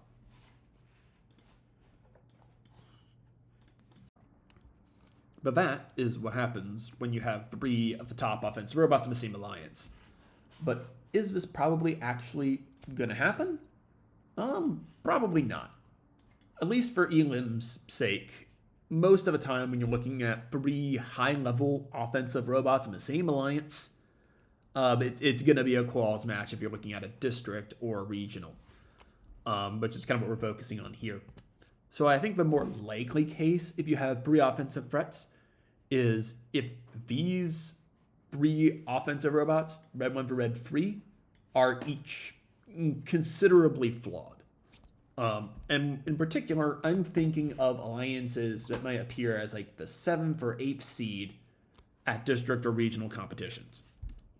You know, each of these robots might have some offensive potential, and there might not be much of a difference between them, but none of them are the high octane scorers that you're likely to find on, say, A1, for example, or A2 or A3. When you're looking at these weak alliances, even more so than in other cases, you're incentivized to go, 3 full field cyclers. So all of these robots are kind of full field cycling.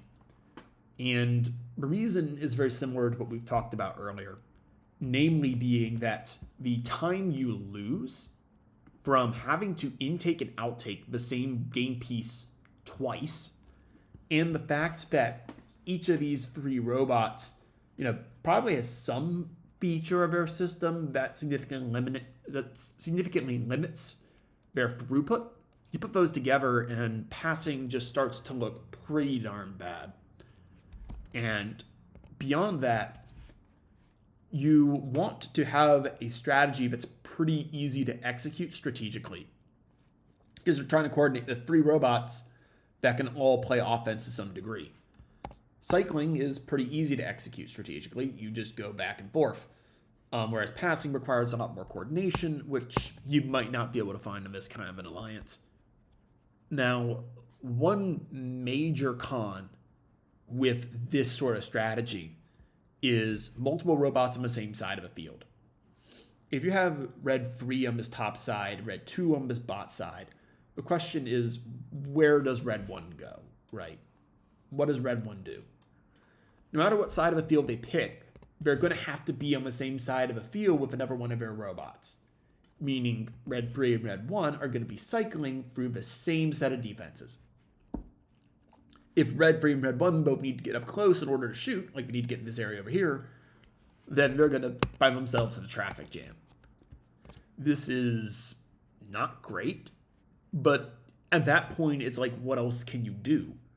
If you try to send one of these robots on counter defense, like if you send red 3 to counter defend for red 2, you are losing a lot of your offensive production trying to help a robot that is pretty darn limited. You're winding up just burning a lot of your time trying to do this. So 3 total offense, 3 full field cyclers is probably the best you can do. But this 2 robots on the side is going to be a limitation. To get a bit into strategy for the draft, if you know you're looking at this, if you know you're looking at 3 robots on offense at once, the offensive shift, then what I recommend for teams to do is to try to think of a robot that can shoot from distance. So let's say like red 1 has a good range, but maybe they're limited on throughput. What you might want to do is say, okay, red 1, you're going to be cycling back and forth kind of along the edge of the field here. and you're going to be making longer shots so that red 3 can cycle back and forth over the bump and make shorter shots. That way, these two robots kind of stay out of each other's way as much as possible. Red 1 is, because of her range, is giving red 3 some space to operate. That can help deal with congestion. If you have two robots that you know work well together, like they have drive practice with each other, maybe you can, do this kind of dance more reliably. You're looking for any kind of edge that allows you to make these maneuvers, maybe at the sacrifice of something like hopper size, because after all, these picks are available at like A7 or A8 for a reason. Right. If you're looking at three weaker robots that are all offensively capable, well, they're weak for a reason. What's the reason? As long as it's something like hopper size and not driver skill, then maybe running two robots on the same side of the field isn't actually as much of an offense killer as it threatens to be. So, question is then, how do you defend this, right? How do you defend a three offensive robot strategy? Well, bumper cars. If you have a free offensive robot strategy, then at any given point in the field, any given point in time, you're going to have two robots on the same half of the field. It could be a situation where they're on different sides of a bump, but you're always going to have two robots at least on one half if you split it horizontally. So what you do is this blue 3 goes up to the side and causes chaos. Right? These two robots are trying to cross over in the same half of the field, and this robot's having none of it. And you can even bring this blue 2 up, and they can try to hit people whenever they come over here. You try to, again, create this four robots on one side of a field conundrum that winds up being a total mess to deal with. And meanwhile, obviously, blue 1, we haven't talked about him much. He's just prepping for the next offensive shift. He's just shuttling balls over here. But, again, these four robots in this corner of the field, bad news bears for red. When it comes time to draft, and we're actually going to go ahead and transition to drafting phase, this is something we want to try to avoid if possible, but I don't think it's very avoidable. We will, however, talk about one way to avoid it, but that's going to be in this next topic. So, okay, we've talked about three robot offenses, and we've talked about two robot offenses.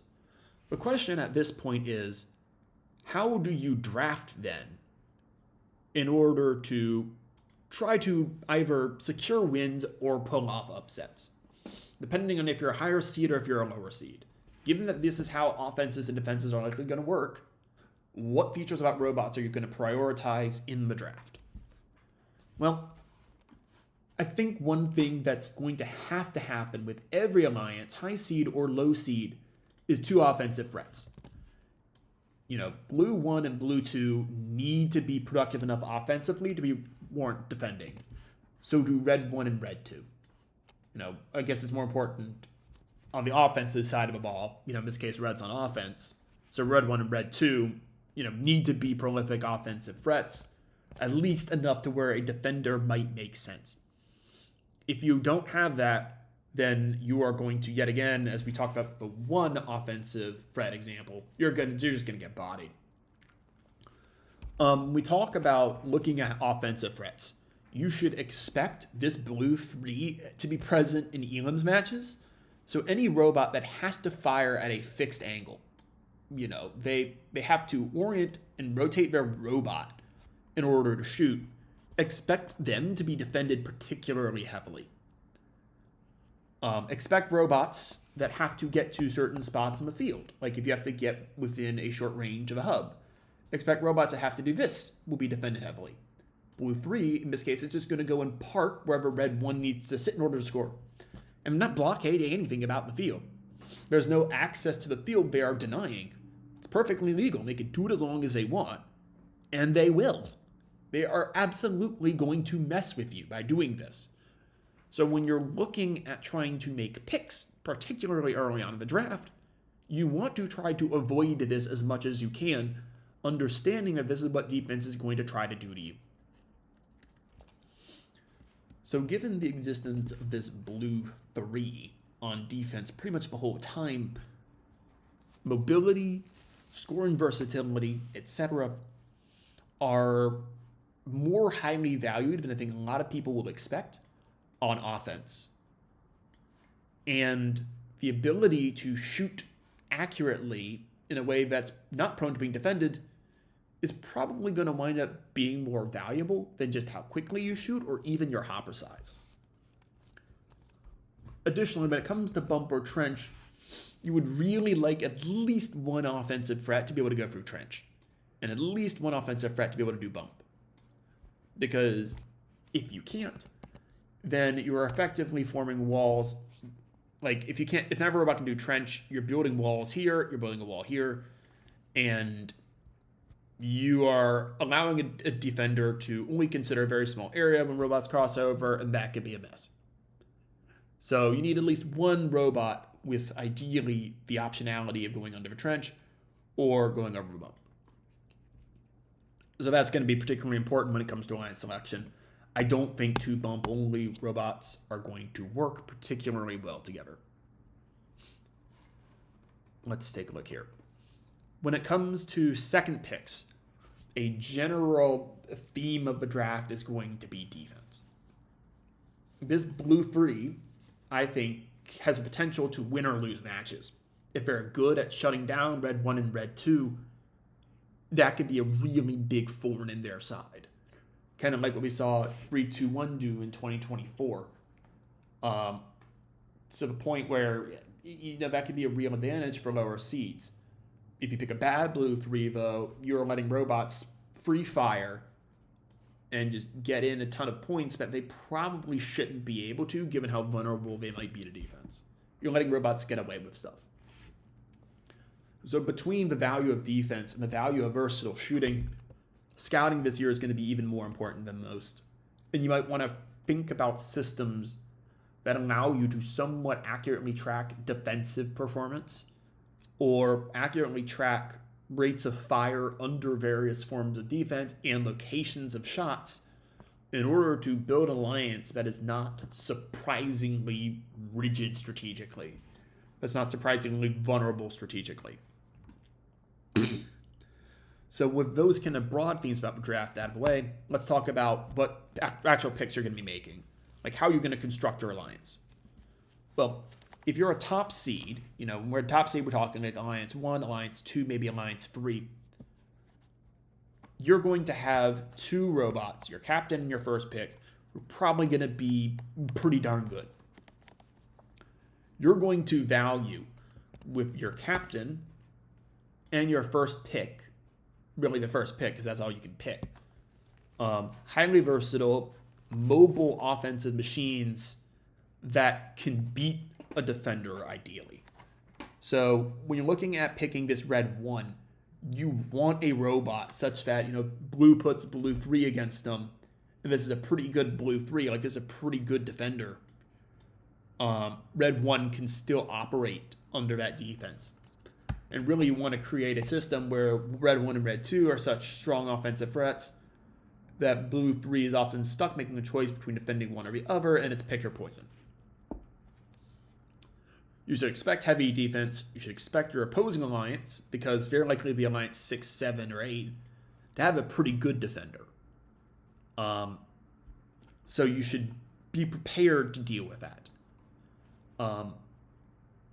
In this situation, you can ask for the moon to a degree. You can ask for a robot that is both high throughput and good against defense. You can ask for a robot that can say, pass from middle and shoot from range and shoot up close, because you're a top seed and you're picking the top robots at that event. So you can ask for the moon. When you're looking at picking red 3, though, this bot's going to be one of the last picks in the draft. At this robot, you're just looking for a machine that can move reliably and move well. You're looking for this robot to be a really good defender, because even though I'm circling the red alliance, when it comes time for defense, that robot's going to be this blue 3. Right? This robot's going to be tasked with shutting down other top robots when it comes later into the playoffs bracket. Like semifinals matches 11, 13, and then finals, obviously. That's a terrible F, but you get the idea. This thing's going to have to shut down some pretty good offenses. So picking a robot that's highly mobile that can do this is really valuable.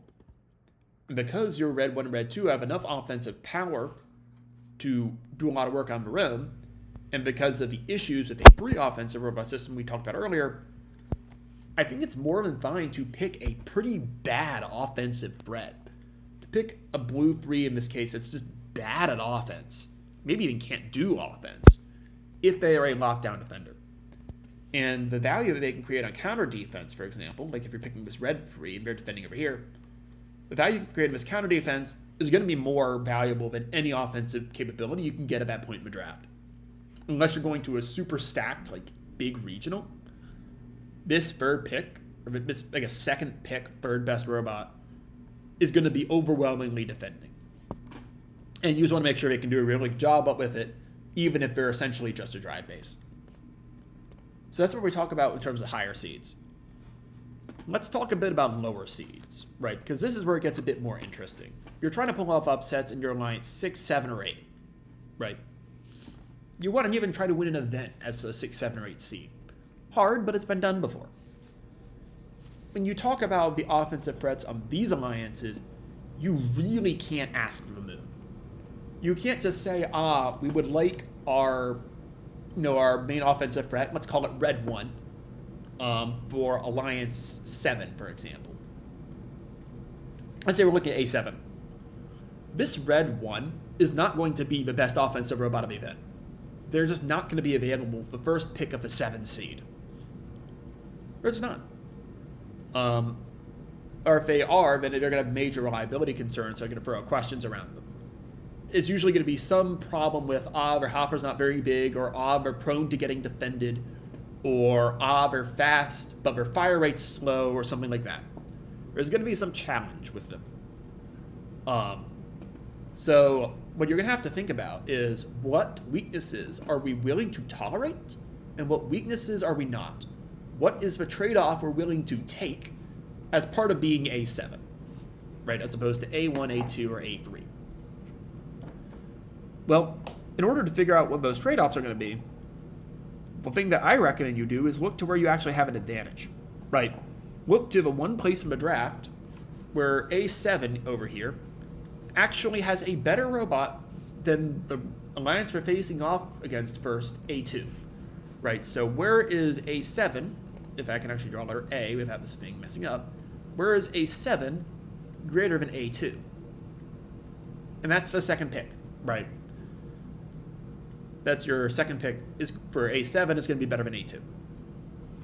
In practice, what this means is that most likely this blue 3 is going to be better than this red 3. So I need a second. I'm going to sneeze. Am I going to sneeze? No, I'm not going to sneeze, and it's going to be terrible because I almost sneezed.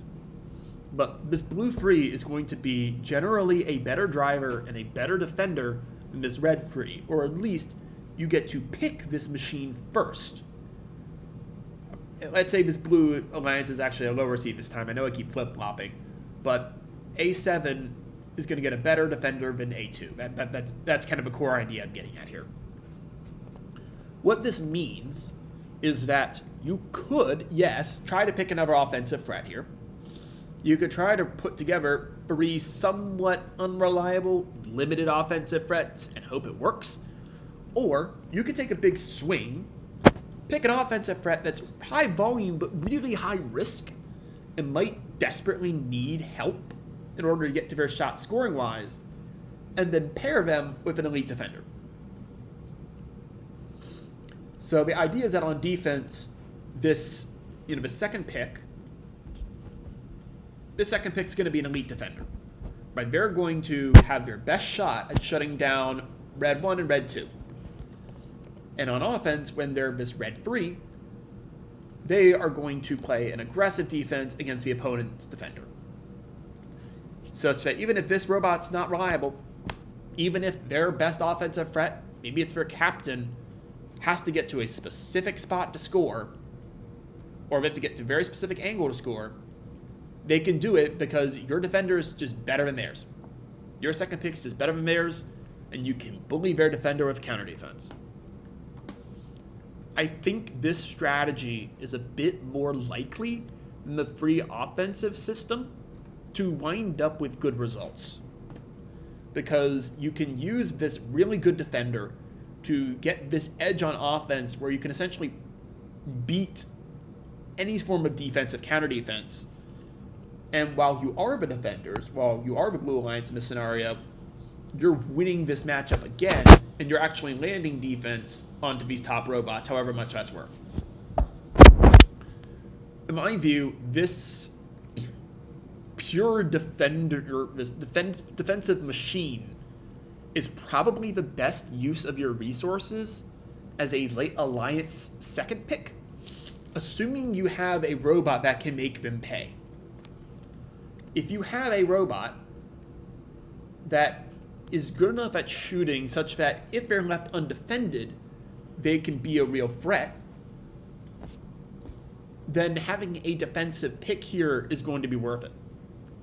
If you don't, and let's say this red 3 is playing counter defense for this robot, but this shot is just a trickle, red 1 is just not offensively good enough, you're just not getting enough balls for goal.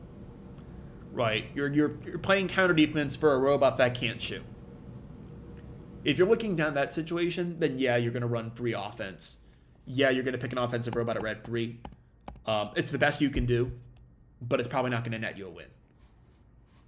So when we talk about, draft strategies for this, A7,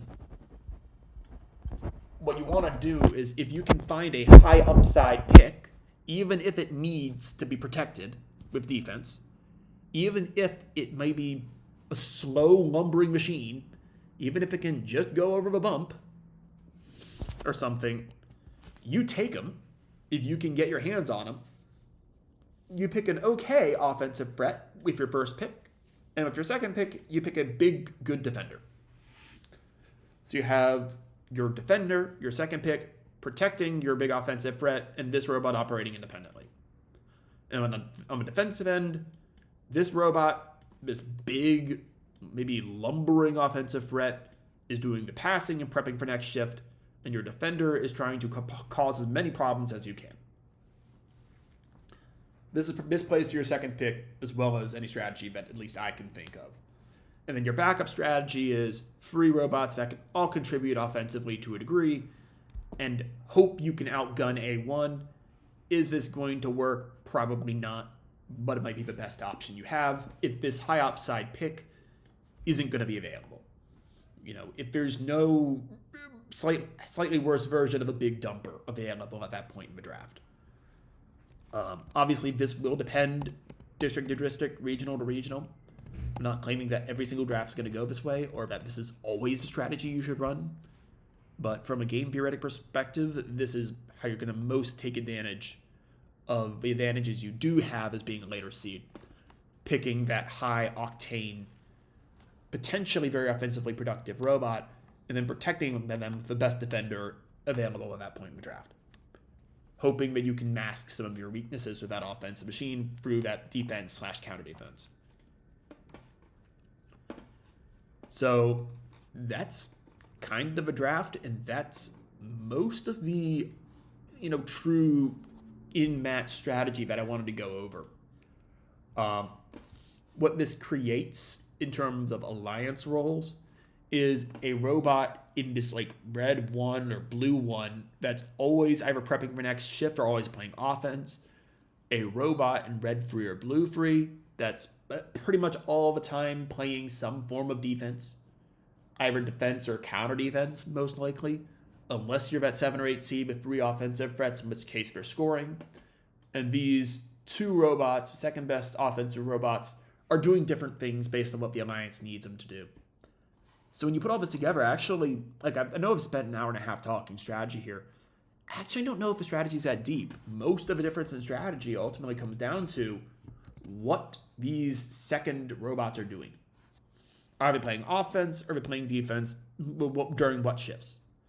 That's really, I think, where most of a strategic depth in districts and regionals is going to come from. It's going to come from that second robot. So with that out of the way, I want to get into a few other topics that I've seen posted around a lot online and just want to throw in my 2 cents of those. They're not all going to be purely strategy topics, but they'll have some strategic components. And I feel like I'm in a decent position right now to comment on them. The first has to do with the turret. So the question is, do you want to build a turret or do you not? And this is a decent debate in Chief Delphi for a while. I don't know if it's still raging on, but I figured I would go ahead and share my thoughts on it. I think that the value of a turret using this paradigm, this way of thinking about the game, the value of a turret increases as these robots get better. As your defenders get better, the value of a turret increases. I still think that as you go into higher levels of play, and I know I haven't touched on Worlds because that's a whole other animal, but just the value of stopping robots going over these defenses and of messing with shots, I think that's going to be so valuable that this defender will persist even through Worlds. I think it'll still probably persist. And the better this defender gets, if this defender all of a sudden has vision, for example, you want to make sure that your robot is not going to be super prone to them just hitting you. And that's when a turret becomes valuable, because then, you can angle your shooter any way you want, even if your drive base is not facing the right direction. Otherwise, you're prone to getting pushed out of the way and pushed in a weird angle such that not only are you not facing toward the goal, you're on the move, and it becomes a mess. Right? So as the competition progresses and this defender gets better, a turret becomes more and more valuable. For your local competitions, I don't know if a turret's going to be needed, because in particular, if you're also, I think I accidentally moved this down. If you're a top seed, if you're one of the top teams at your district, and you're not going to a particularly big district event, when you look at finals, this robot right here, they might be the 22nd and 23rd best robots at a 30 robot event. They might be even tank drive. They might just be, if we can actually drive, that's good. That might be the reality. And if that's what you're looking at in terms of defense, then you probably don't need a turret in order to beat them. But I will caution teams about going with the double wide approach when it comes to ball shooting. I think if you're not going a turret, it's good. Don't get me wrong. I think that's what you should do. You have this double barrel rate of fire toward the goal. They're going pew, pew, pew. But it does mean that at higher levels of play, it takes less disruption to cause one of these streams of shots to not hit the goal. If I can delete these things here, if you're red 1 and you're shooting 2 streams of balls into the goal from here, and blue 3 goes up and hits you, such that these streams ever so slightly diverge, you can easily have a situation where one stream hits and the other stream just doesn't. It just whiffs. And all of a sudden, you're only making 50% of your shots, if that. It takes not very much of a hit at all to cause this dislocation to occur such that one of your shooting streams misses.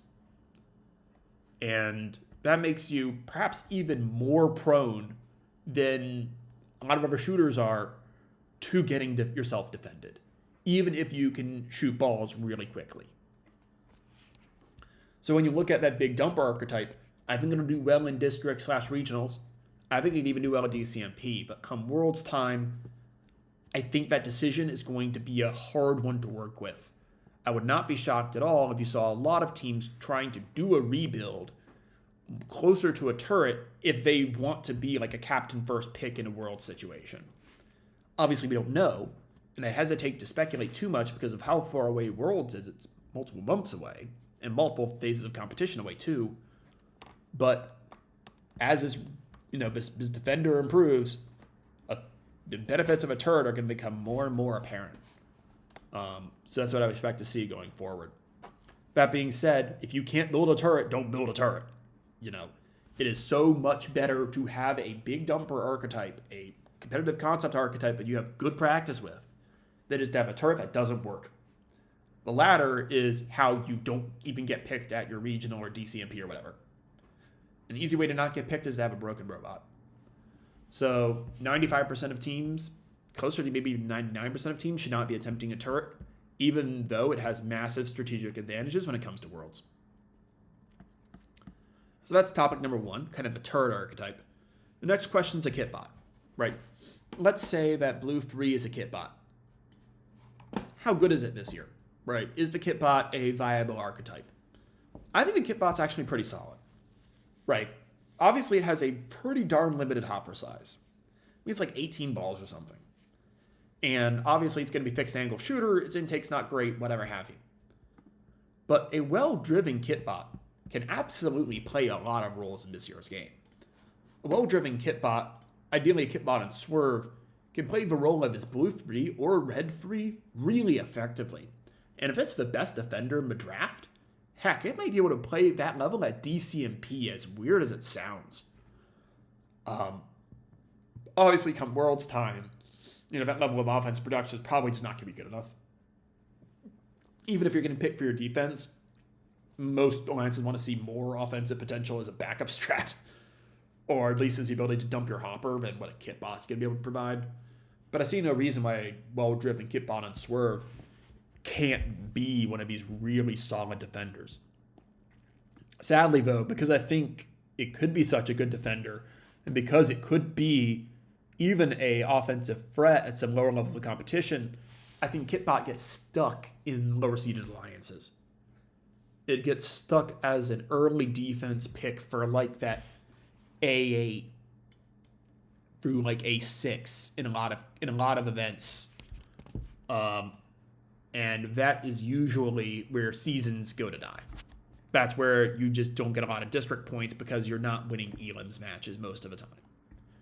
So it could be stuck in that valley in a number of districts. Obviously, if it's a more competitive district or regional, then it can slip further down, and in that case, its success actually goes up. But overall, when we look at the efficacy of the kit bot in doing the tasks this game demands, I think it can actually play a pretty good role this year. Assuming that this defense plays out the way I think it's going to play out. Obviously, though, Swerve is a big part of this. If you're running the kit bot on tank and you're just getting juked 24/7, like if everyone's just going around you and you are stuck driving back and forth in random directions, yeah, it's going to be hard to get picked for that. But kit bot on Swerve, that's well driven, very valuable. So, kind of a related topic, how good's the competitive concept? How many teams should be building the competitive concept? Big dumper, BD. I think big dumper is actually really good. I think the competitive concept this year is like top 5 in a bunch of different districts. Good. Not like across the whole district, but like at a district event.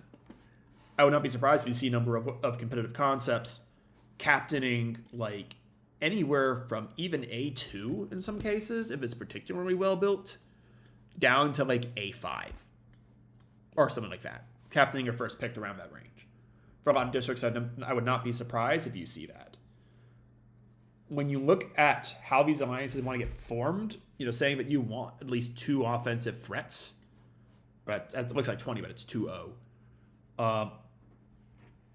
You have an early run on any kind of offense you can get your hands on.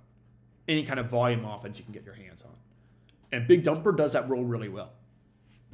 Obviously, Big Dumper is going to have limited range. Big Dumper, I think the competitive concept might be a shoot from a certain position kind of robot, but I'm not exactly sure.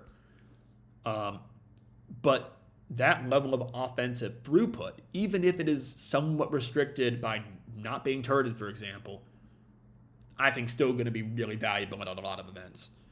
And they're going to be a very early invite come alliance selection and have a really good chance of making DCMP.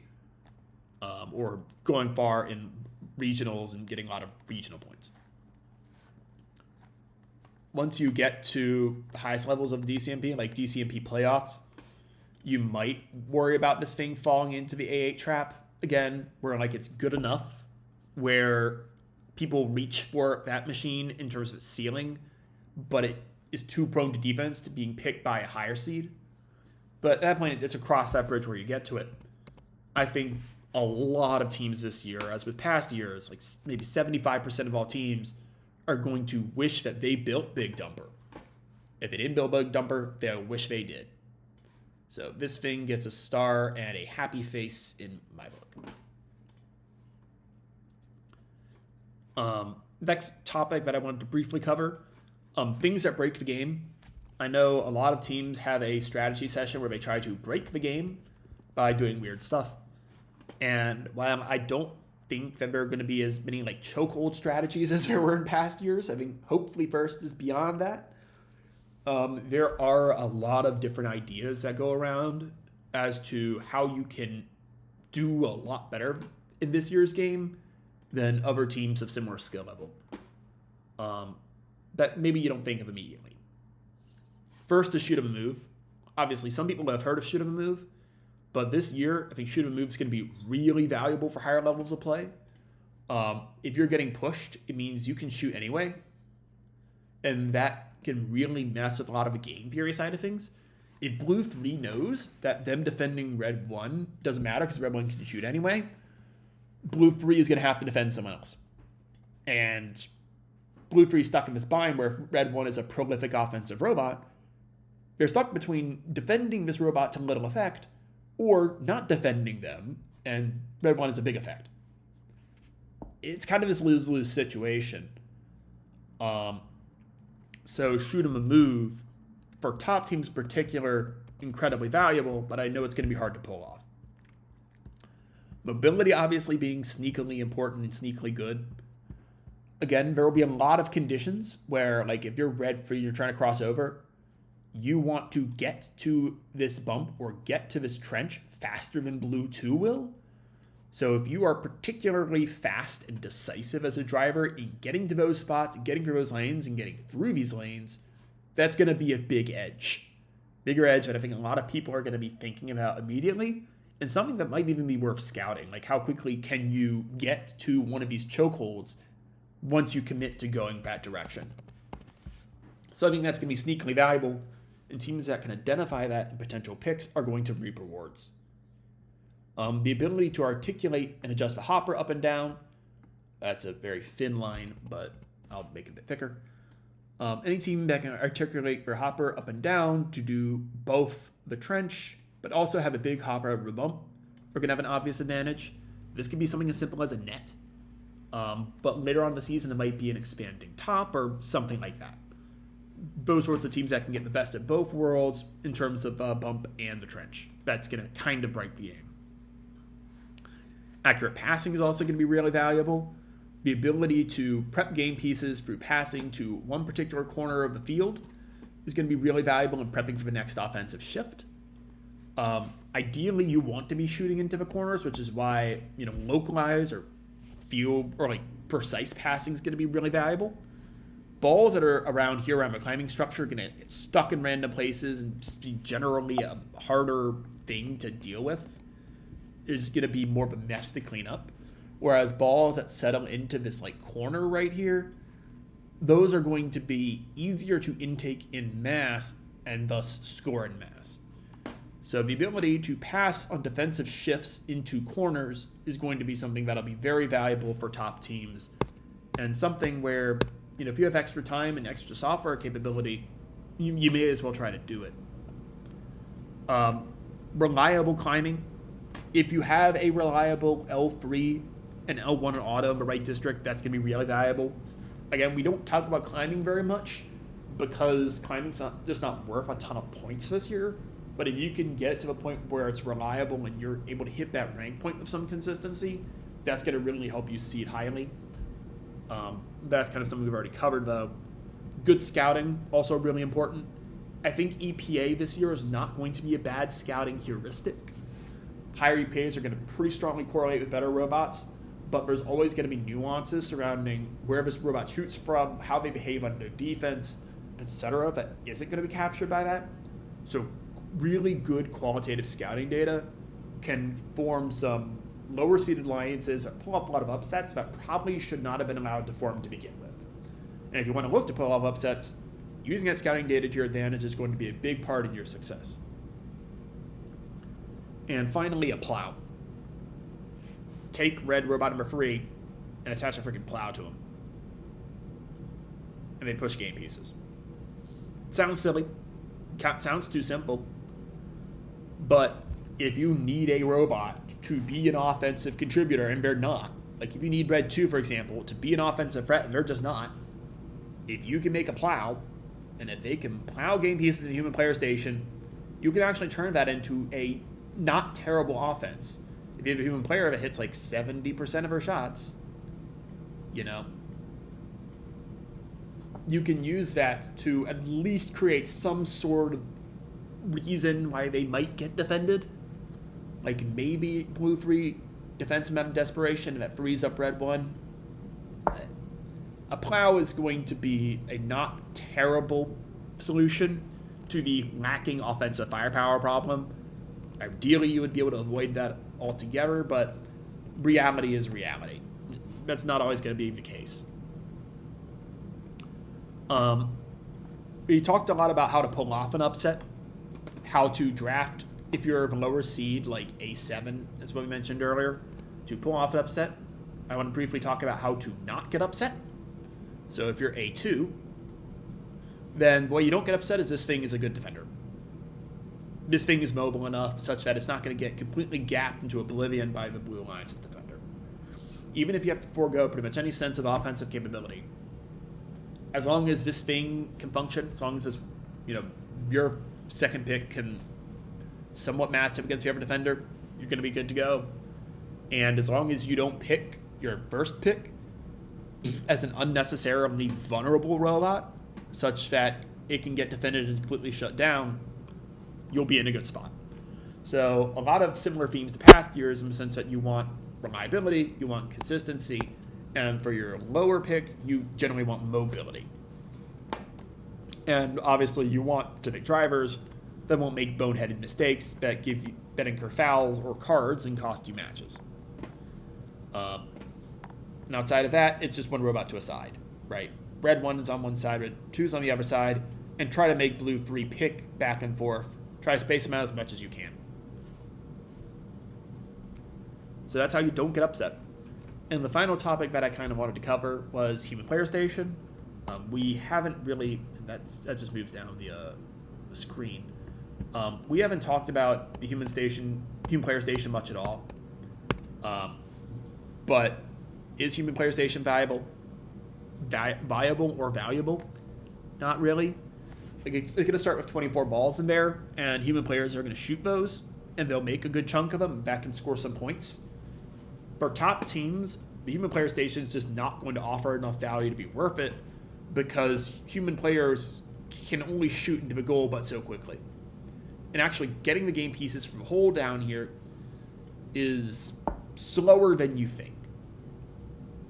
It's a time-consuming process, and this shot right here is not a particularly reliable process. So your throughput's just not going to be very good.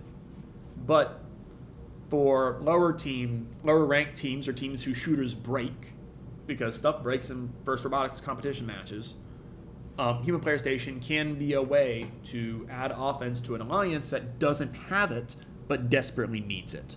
So I think it has a role, and I think it has more of a role than it did, say, in 2022, but it's still going to be relegated, and again, I keep moving this thing around.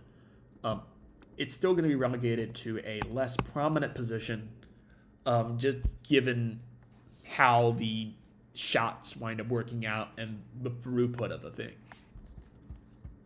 So, yeah, that's kind of my grand strategic overview of districts, regionals, DCMPs even, and kind of how I think this game is going to be played offensively and defensively, and what kind of traits I think are going to be particularly valuable for teams over the course of that level of competition. Hopefully this video wasn't too long. I know it was kind of long, but I don't care. I mean, I'm a freaking parody account on Chief Delphi. Why should I care? But let me know if I was a total idiot. Thanks, and Splatter out. Subscribe to my call sheet. Peace.